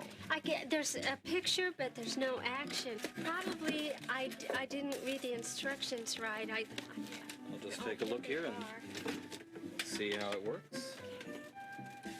I didn't want to have to bring it in, but I just couldn't get it to work. And There you go. It's working now. well, look, sweetie, it's working. Oh, thank you so much. Oh, I'm Now so tell me, when sorry. you plugged it in, did you put it into port number 1 or port number 2? I put it in port number 2. Uh-huh. Okay, well, plug it into number 1. Because if it's- you put it into number 2, it won't work. Oh, I can't believe That's it. a simple Something- mistake. I'm sorry, honey. It was really something. It's easy to see that all customers are not the same. But no matter what size or shape they come That in, customer, I would have no matter actually what kind of berated a little products they bit more. bring I'm like, back, they all have one thing lady, in common. They feel come on. they have a problem. Now for Port good number news. 2? Nintendo is doing something about it. Something that will make your job a whole lot easier. Could I bring you a pie later? Last year, Nintendo of America sold over 90 million pieces of Game Boy, Nintendo Entertainment Systems, game packs, and accessories. Only a small percent of those products that were returned by your customers were actually defective. An excellent track record for a high-quality product. That's why the seal of quality goes on every one of our products. In many cases, the customer simply failed to follow the simple directions packaged with their product. So they come running to you. We call them fucking idiots. If you couldn't work a Game Boy, if you couldn't figure out to turn it on and like play with the contrast, I mean, they're slow and then they're slow, right? Like, even it's not that technologically advanced. Come on, for its time. And that's a waste of time for everybody. It's like, but what are you supposed to do? $3. You're not a Nintendo mechanic. You're a customer service specialist. Well, Nintendo has the solution to this dilemma. Next time one of your customers comes into your store with a Nintendo product after you've sold it, you'll have the answer. Is that woman bringing a Nintendo back to a bank? I mean, my kids are having a little problem with the Nintendo system. I want to picture you as this guy, Mikey, with the tie, right? Like this, like travel back in time. This is your job. Like I feel like you would have been perfect for this job. You know, they wouldn't have been ready for you. Maybe that's the thing. They wouldn't have been ready for you. You would have been too excited and not business alike enough. And they would have been like, I don't know if I want to get my kids into this game thing. Like, no, you need them. And I'll be like, no, you don't want them. You don't want your kids into this. I need the games. Your kids aren't going to like these games. They won't appreciate them. Yeah. You start giving them like the worst games, like selling them on the worst games. So you get all the good ones like that. And like your kid's going to love Tetris. Well, how would Ty if Tetris is awesome. would you be good I at this? know. Also, you have to wear this guy's outfit too. You have to wear it. Both of you. It looks like the customer's Gary Shandling. Mm-hmm. I know, right? You can still have your same hair. You can still have your same like head. You don't have to cut your hair or anything. Like it's all the beard and everything's the same. You're just wearing that, goofy blue shirt and tie, and you got your name badge on there, and you're selling Game Boy games. How would That you? guy just doesn't How would look you like do, he's Ty? there. What would Ty be like? He would just be like, "Hey, I think he'd be so depressed by the long sleeve T-shirts, he'd do you want to? kill himself after a couple days. You want a Like, game? what's it, bruh? Buy the game. You want a know you game? want it. Okay. Or leave. Yeah, but I mean, there's games you can get them. You can not, I don't know, not get them. Pretty good game. Whatever. You're gonna like it. It's pretty cool. Do you have any weed? I recommend lots of weed. Do you have any weed? Got some weed back here in one of the Game Boy boxes if you want to buy that. Can you get out of here so I can, play weed and smoke games? Yeah, how dare you hate on The Tetris? problem is. Well, it just seems to be a solid color on the TV screen.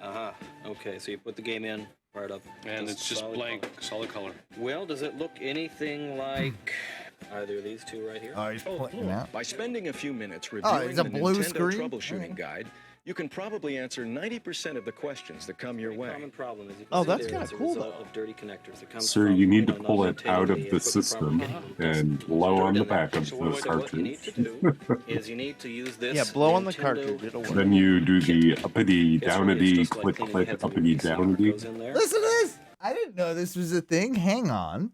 Did you know this was a thing? The NES cleaning system? I had one of those. What? I didn't know this was a thing. I probably only used it once, but I had one. I just heard him say it was something. He said it when I was ignoring you. VCR head. Yeah, it's like cleaning the VCR head. That's nuts. I didn't know that was a thing. 1 second. I hear that. The Nintendo system. All right, let's take a look at it and see what the problem is. Well, it just seems to be a solid color on the TV screen.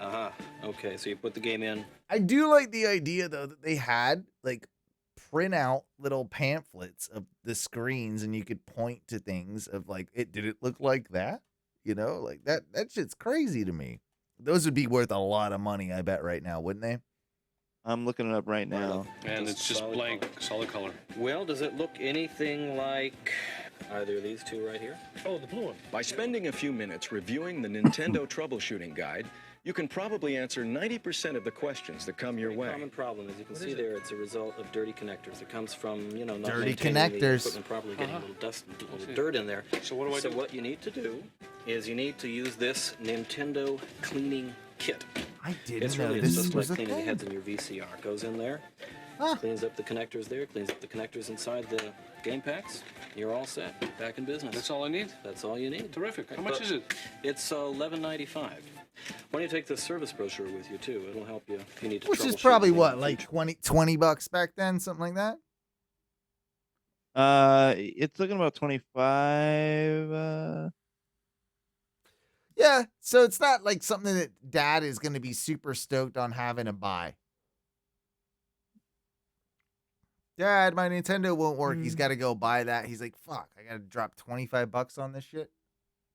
Okay, so I'm looking at eBay. Just the little like service guide manual that probably came in the NES is selling on eBay for $30. Yeah, that's not what we're even talking about, though. We're talking about the Yeah. salesman guide, like if any Oh, even wait, exists. I got a product maintenance guide right here for $40. Yeah, it's looking like you're probably gonna spend about $40-$50 to get one of these. Okay. Pro. That's actually less than I thought because Nintendo, they have such a huge like fanboy base and stuff. Okay. They're, And, if like this the gives you any more collector trouble side. like that, the Nintendo World Class Service Consumer Hotline. It's got a toll-free number there. On the front Oh of the man, they brochure. had a hotline. Or you can call the the local service. Oh, center. yeah. Their I number, remember that. Yeah, 3700. Thanks, Jim. Come I back and never. see us again. Did you ever? I never called that. Even when you don't have the I don't think I ever called the Nintendo service hotline. No. Oh no, yeah. I remember getting what was it? Was it Nintendo Power magazine? Is that it? Oh, fuck yeah. Yeah, definitely remember getting I that. might still have the collection. I have like the full one. Dude, that's another thing that's probably worth like it's not worth much, but you could probably get like $50 for your collection. Meh. You know? Meh. Time to spend with the customer or have the final answer. Nintendo's got the answer to the problem. We have a nationwide network of authorized service centers equipped to take care of your customer's product service needs. And in the rare instance where a product under warranty is malfunctioning, they will either repair it or replace it free of charge. And in all out-of-warranty situations, they will test the product on the spot and fix it at a minimal cost. Remember when things were good? Remember when like companies would like not be Take care of shit? things? Yeah, take care. They're like, we want to build our reputation, you know? And it just seems like it shouldn't seem so alien to us. Like what this guy is saying, but am I the only one where it feels a little alien in comparison to our culture today? Like this guy basically just like, we want to do right by you. And basically like, hey, if your shit's under warranty, we'll give you a fucking free one. Like no company comes out and says that anymore. You got to read the tiny, tiny, tiny fine print to find anything even close to that. And it's usually not a free replacement. It's usually got to jump through hoops to get anything fucking solved, right?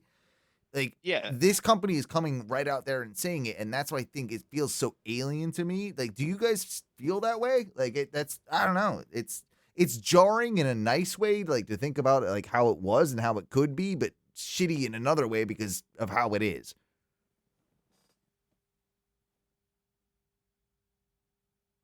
Nothing. Yeah, it's just it does seem like we have just completely turned everything into just like listen, we don't need customer service on it. Throw it away and buy the new one, please. We don't want to do that stuff. We're just going to let you just continue to buy our products and We'll take the loss. It's built yeah, in. we'll take the loss. You just know that like you're buying something that will be replaced and you're just going to have to do it. That's Well, fine. I think there's just so many companies that are like they've gotten so big they can't fail that it doesn't matter. Like their brand is so out of control that at this point nothing can stop them. Amazon being one of them, right? They're at the point where if you try and send something back, half the time they're just like, fucking keep it. We made a mistake. Just whatever. Do whatever you want. Oh yeah, they really do not whatever the care. fuck you want with it, right? They're at that point. They are so big that does not matter, right? Like that is a tiny, tiny thing, and they write it off. But they're also so big that their company cannot fail. Like through all the awful things that Bezos can do, we are so now just like conditioned with that in our lives that is just the case.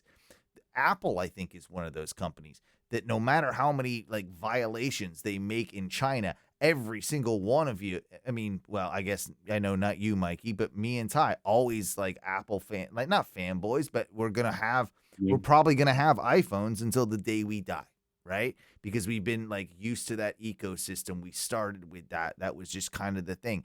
We know about the atrocities that it is to make these phones that they charge $1,500 for. That that You cost use kids. They got those little hands. They're good for making phones. I mean, what do you want? Disney's getting slammed for this right now. Because people are saying that this Moana 2, right? This was they said the animation, the songwriting, all of these things were like direct to DVD release level in quality.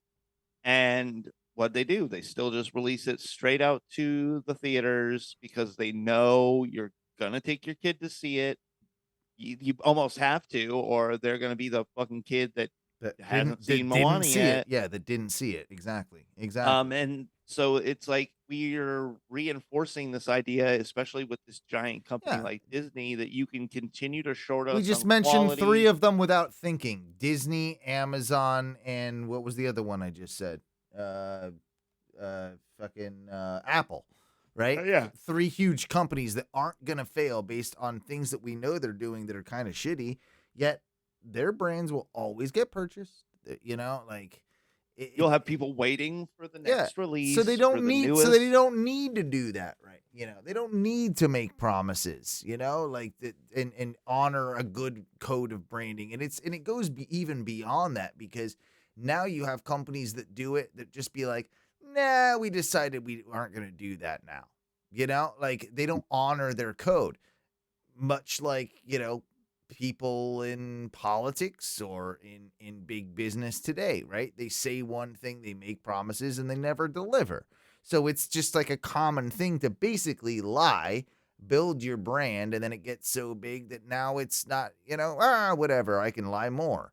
So it's kind of an insanity that like this trustworthiness of a brand, a company, or whatever is just like, it feels so alien to me. All right. Moving on. We gotta do this. Move through some clips. Had to play this one. It's been doing the rounds all week, and I'm happy it's finally gotten some play. I've been aware of this for years, and if you haven't been aware of Rowdy Roddy Piper's career outside of wrestling or the movies, man, did he have one hell of a hit single. This is Roddy Piper. I'm your man.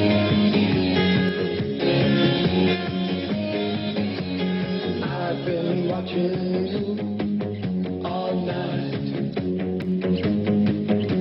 'cause everything about you, it's so right. The way you look, the way you move, the things you say, the things you do. Oh baby, I've been looking for you all my life. So the first thing you want to do is sort of clown on it, right? And then you listen to it and you're like, oh shit, is this kind of good? Is this like sort of like, is this like kind of good? Like this is, wait a minute, hang on. Is this kind of rule? You're looking for someone that'll treat you right and never cheat on you, will never tell you lies. Honey, if that's your plan, I'm your man. And if you want somebody gonna love you best until forever, baby, then forget the rest. 'Cause honey, only one man can. I'm your man. I'm gonna have to find a high def version of this song, because this song fucking bangs, bro.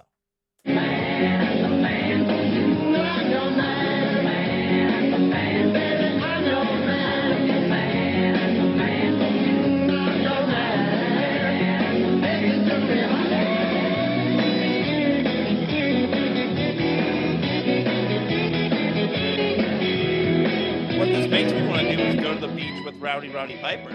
I know. I mean, he's having such a good time. He's all studly and stuff.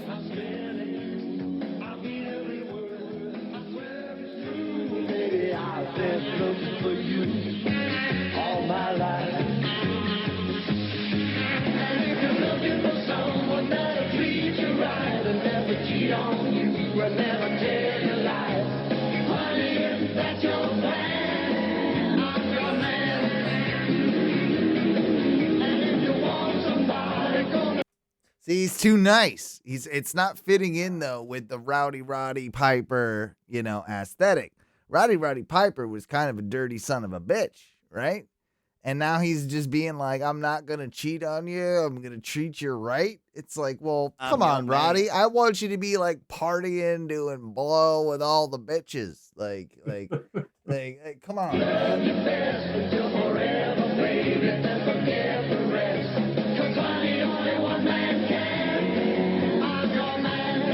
I mean,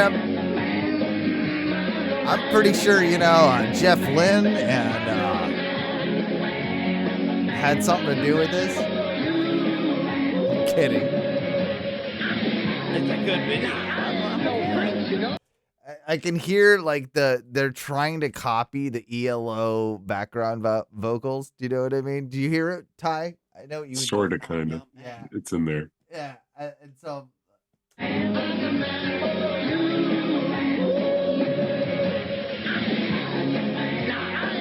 Prince, you know. I ain't no new kid on the block either. I'm the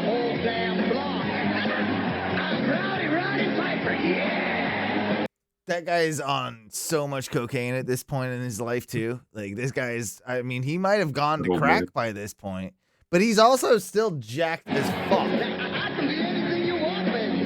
Why could even be your milkman? But now this ain't no half pint now you're dealing with. Sweetheart. I'm a full load. Why do you think they call me Hot Rod, huh?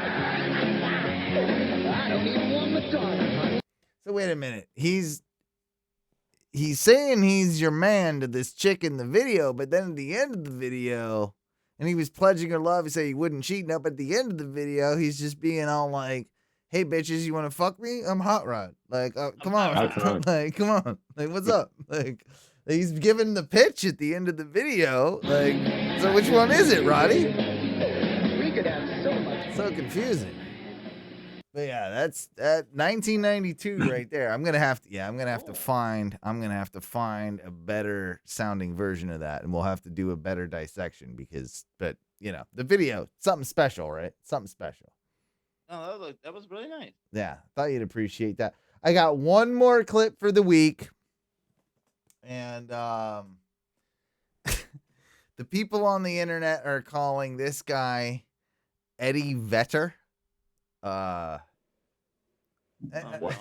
And I think you'll enjoy his cover of some Pearl Jam. Here we go. Mikey, before he starts, give us a rundown of the guy. This looks like every older man that you see on Facebook. This is like a Facebook profile picture of an old man who's in his truck with his sunglasses on. That's the angle you're looking at right now. What does this guy do for a living, do you think? This gentleman,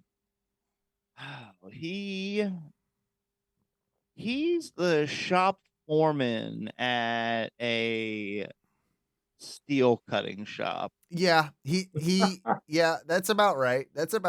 Yeah, he never made it to management. He wasn't cut out for it. But he can run a couple guys who are just cutting steel all. He's okay with that. Yeah. He's fine with that. And he likes being with the boys instead of being like, you know, in the office with, you know, like he likes being there. He likes to get down and dirty sometimes. What is his favorite beer? Oh, I was gonna say Old Milwaukee. He looks like an old Milwaukee's best kind of guy. Maybe a Keystone man. Keystone, yeah, I could see Keystone. I could do that. Yeah.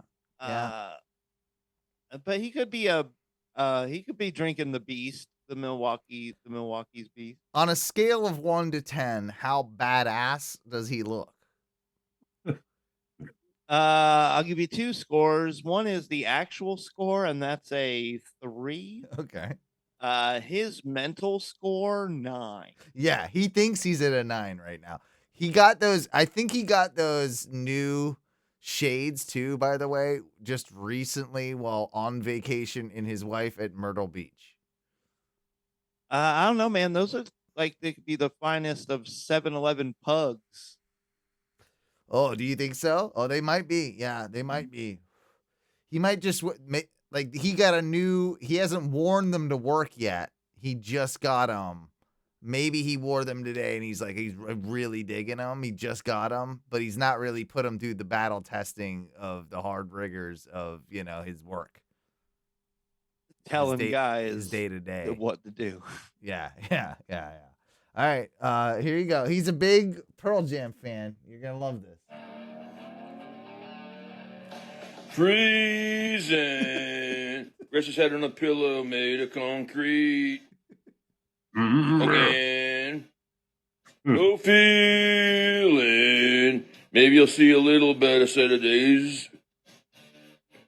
Ooh, yeah. Had too many drugs. I don't know, Hand out. Faces that he sees time again. Ain't that a familiar?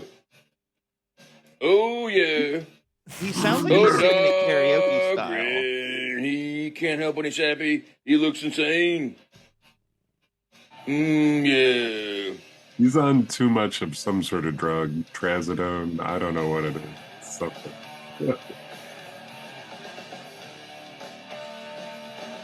even flow. Thoughts arrive like butterflies. Has he ever heard the song? Oh, he don't know, so he chases them away. Yeah. Oh, someday yet he'll begin his life again. Life again. Life again. Nearly looking through the paper, though he doesn't know to read. Oh. There you go. Fucking magnificent. Oh.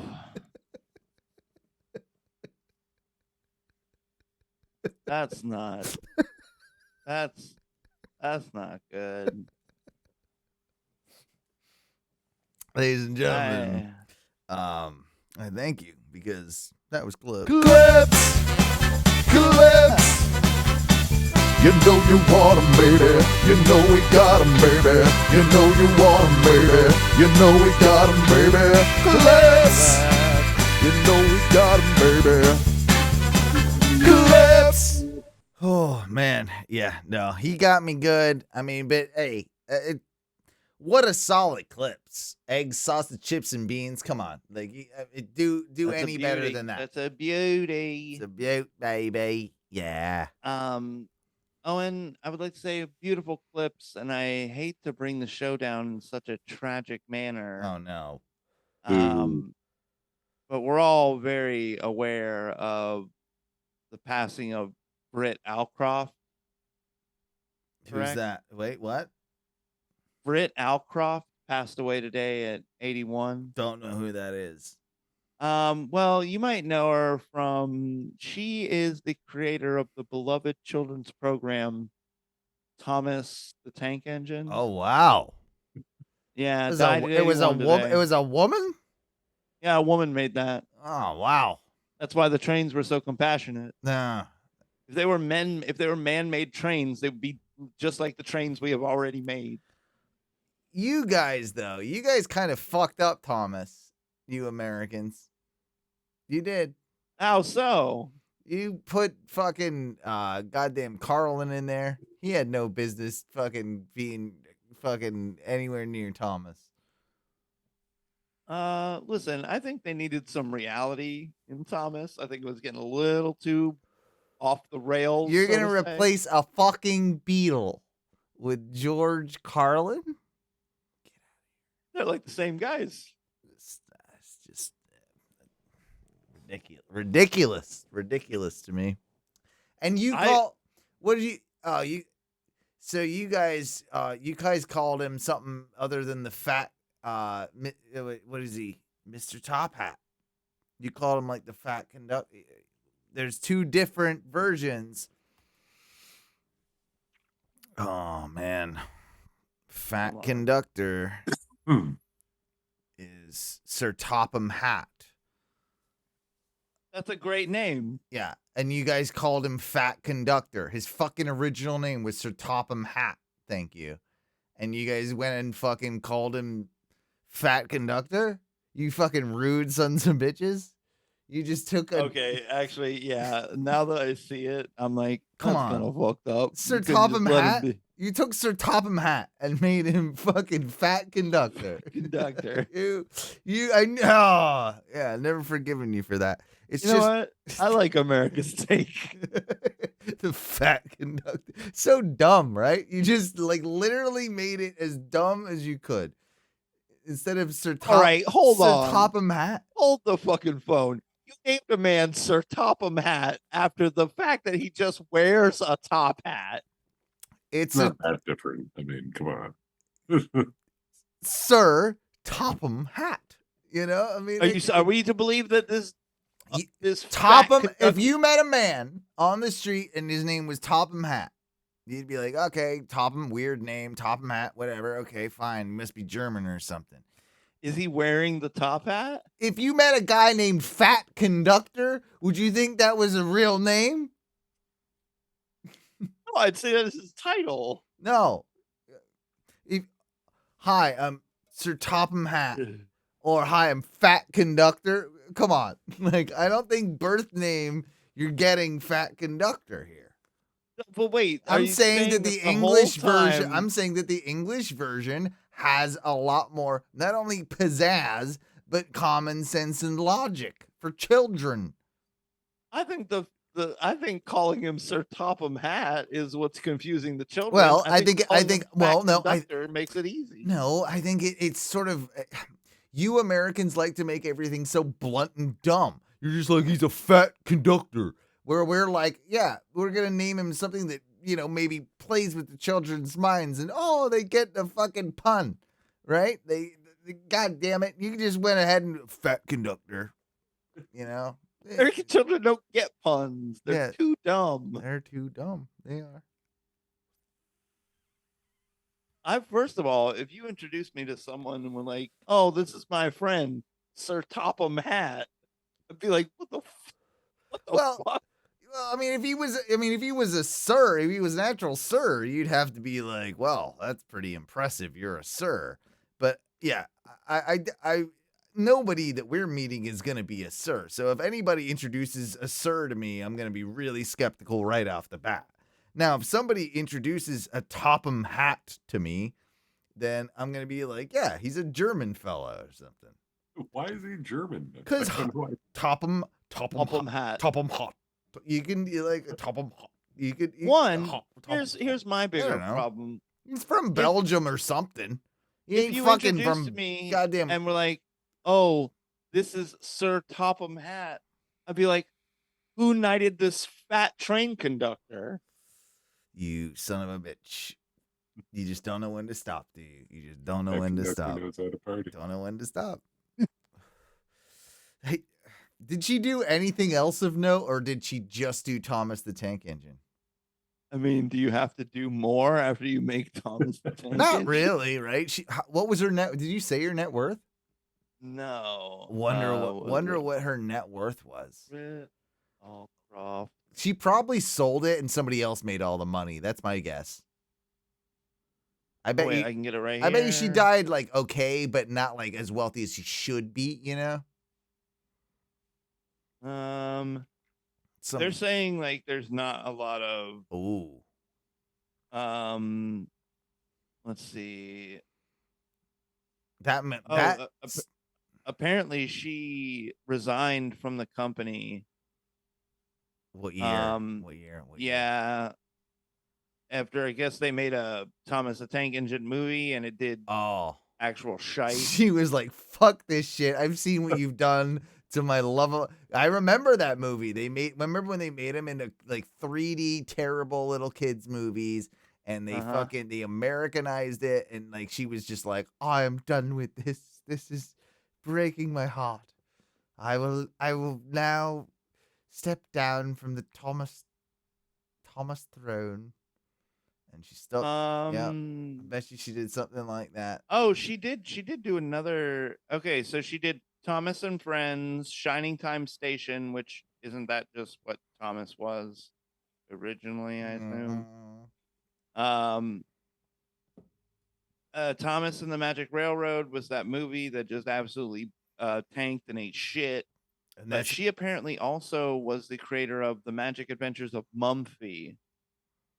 What the hell is that? I don't know what that is. It's another kids it's a kids TV series.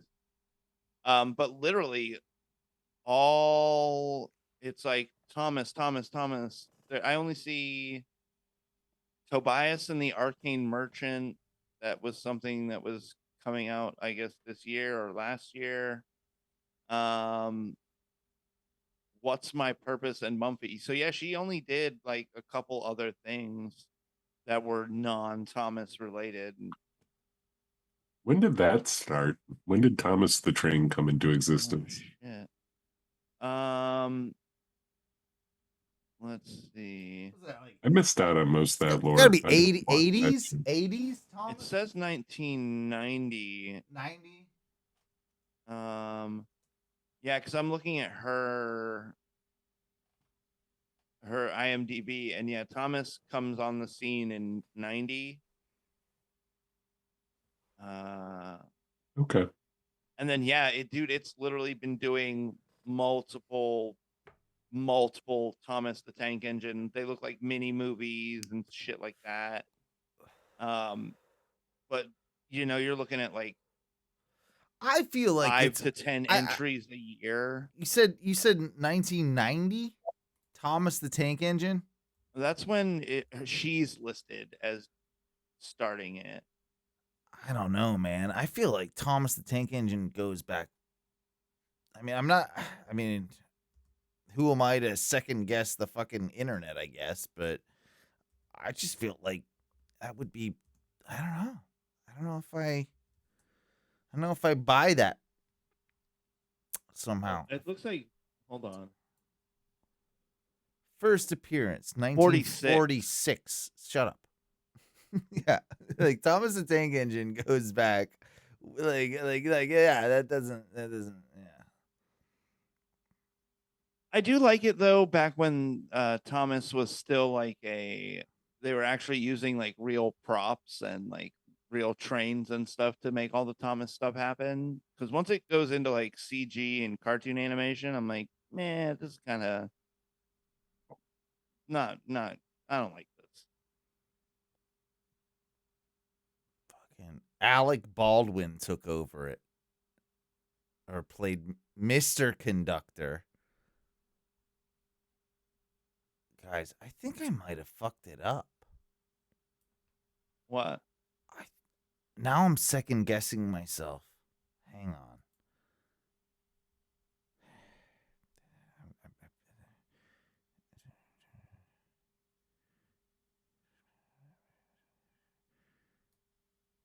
I'm trying to figure out, because now it's blowing my mind that I might have got it backwards.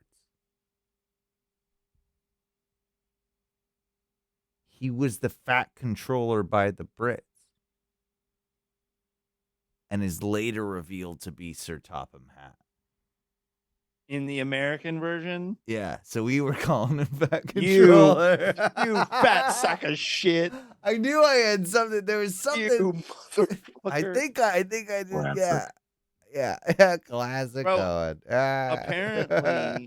apparently it's also a big deal because in 2008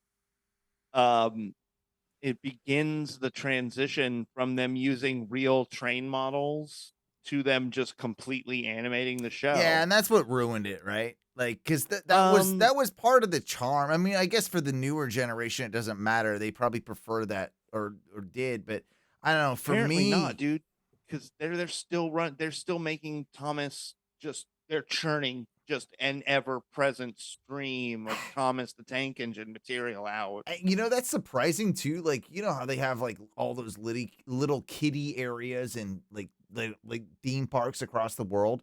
I wonder if there's a Thomas. I bet you there is, right? There's got to be a Thomas theme park, or not a whole theme park, but like a little area that's a Thomas themed area or something. Yeah, I bet you there's Thomas Land somewhere. Or...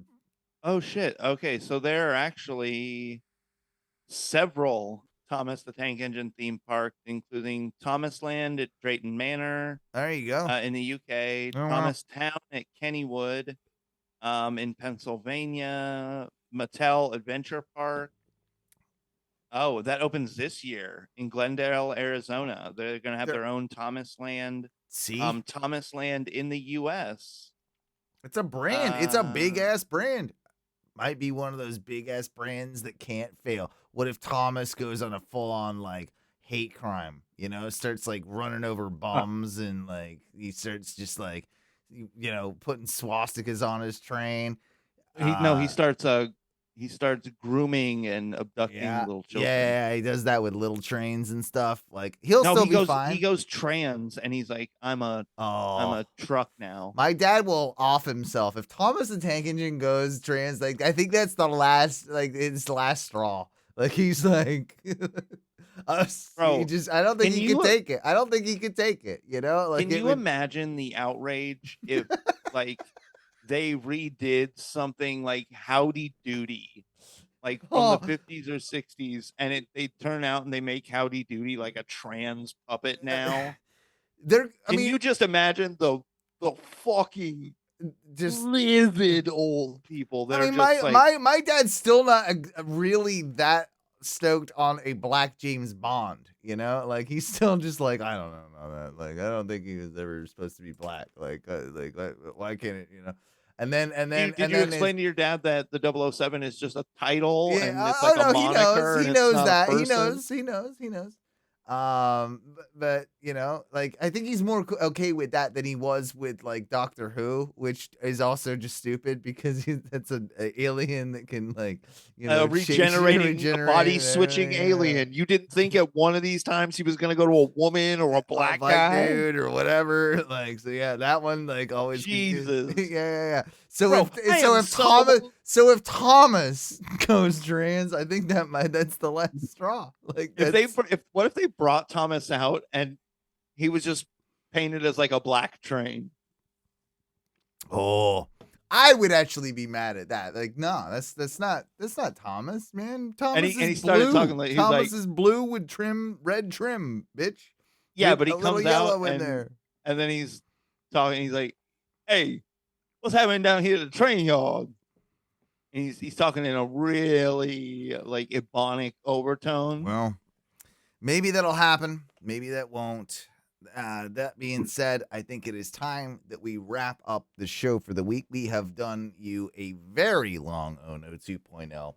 And I think I have something that might be appropriate, I think, to send us out as we've had such a wonderful evening. Rose again. I know I'm going to hell if I choose to sin. All my motherfucking life I've been a devil's advocate. Mad niggas never even knew the devil had a kid, but he does. And when you hit a buzz and we can never forget. I spilt your motherfucking brain for. Get it on the floor. Get it on the floor. Nice. Didn't even play it from the beginning. It got hopped. I must have played it like years ago, and it saved the position. So it now knew where you wanted to be. So now, Let it on. You don't give a what? We don't give a what? There we go. Get it on the floor. Get it on the floor. That's more like it. Get it on the floor. You don't want to party, then your ass gotta go. You don't want to party, then your ass gotta go. You can ride to this motherfucker, bounce to this motherfucker. I think this is one of the first great memes that helped start the show. Thank you, everybody, for listening to another edition of the Ono Radio Show. We thank you for enjoying our nonsense. It's been great catching up with Ty and Mikey. Thank you, boys, for joining me. I never said how much I love your hat, Ty. My headphones stopped working halfway through, so I'm chilling with that. All right. That being said, we'll catch you next week or whenever we do, because that's what the Ono Radio Show is going to be doing from now on. We'll do it when we can do it, bitches. Hopefully it's every week. If it's not, it's going to be every other. We'll always get back to you. The show will never die. I refuse to let that happen. That being said, have a great night. It's been fun. OnoRadioShow.com, Patreon.com/ONRS. Oh, I can't. DMX is too loud for me. DMX is just yelling at me. He's telling me to do crack, I think. I don't know what he's telling me, but I can't do my plugs with the DMX that's going. Do drugs. Ono Radio Show. Yeah. Thanks, DMX. That was really kind of you to pop in from the grave. He is dead, right? He died? I don't think so. I believe. Yeah, he did. He did. DMX dead. You sure? Yeah, DMX dead. I don't think he died. I think he died. April 9th, 2021. Yeah. 50 years old. White Plains Oh, Hospital. yeah. Didn't White his heart Plains give out or War. some shit? Yeah, he finally, he croaked. Cerebral hypoxia. Okay, let's start them plugs again. OnoRadioShow.com. That's your kind of link to everything. Wherever you find your podcast, just type in Ono Radio Show. Do that for me. Subscribe, like Ono Media, on YouTube. You can type that in too. It's pretty easy. You just use your fingers. Whatever, twitch.tv/ONRS live. That's cool. Patreon.com/ONRS.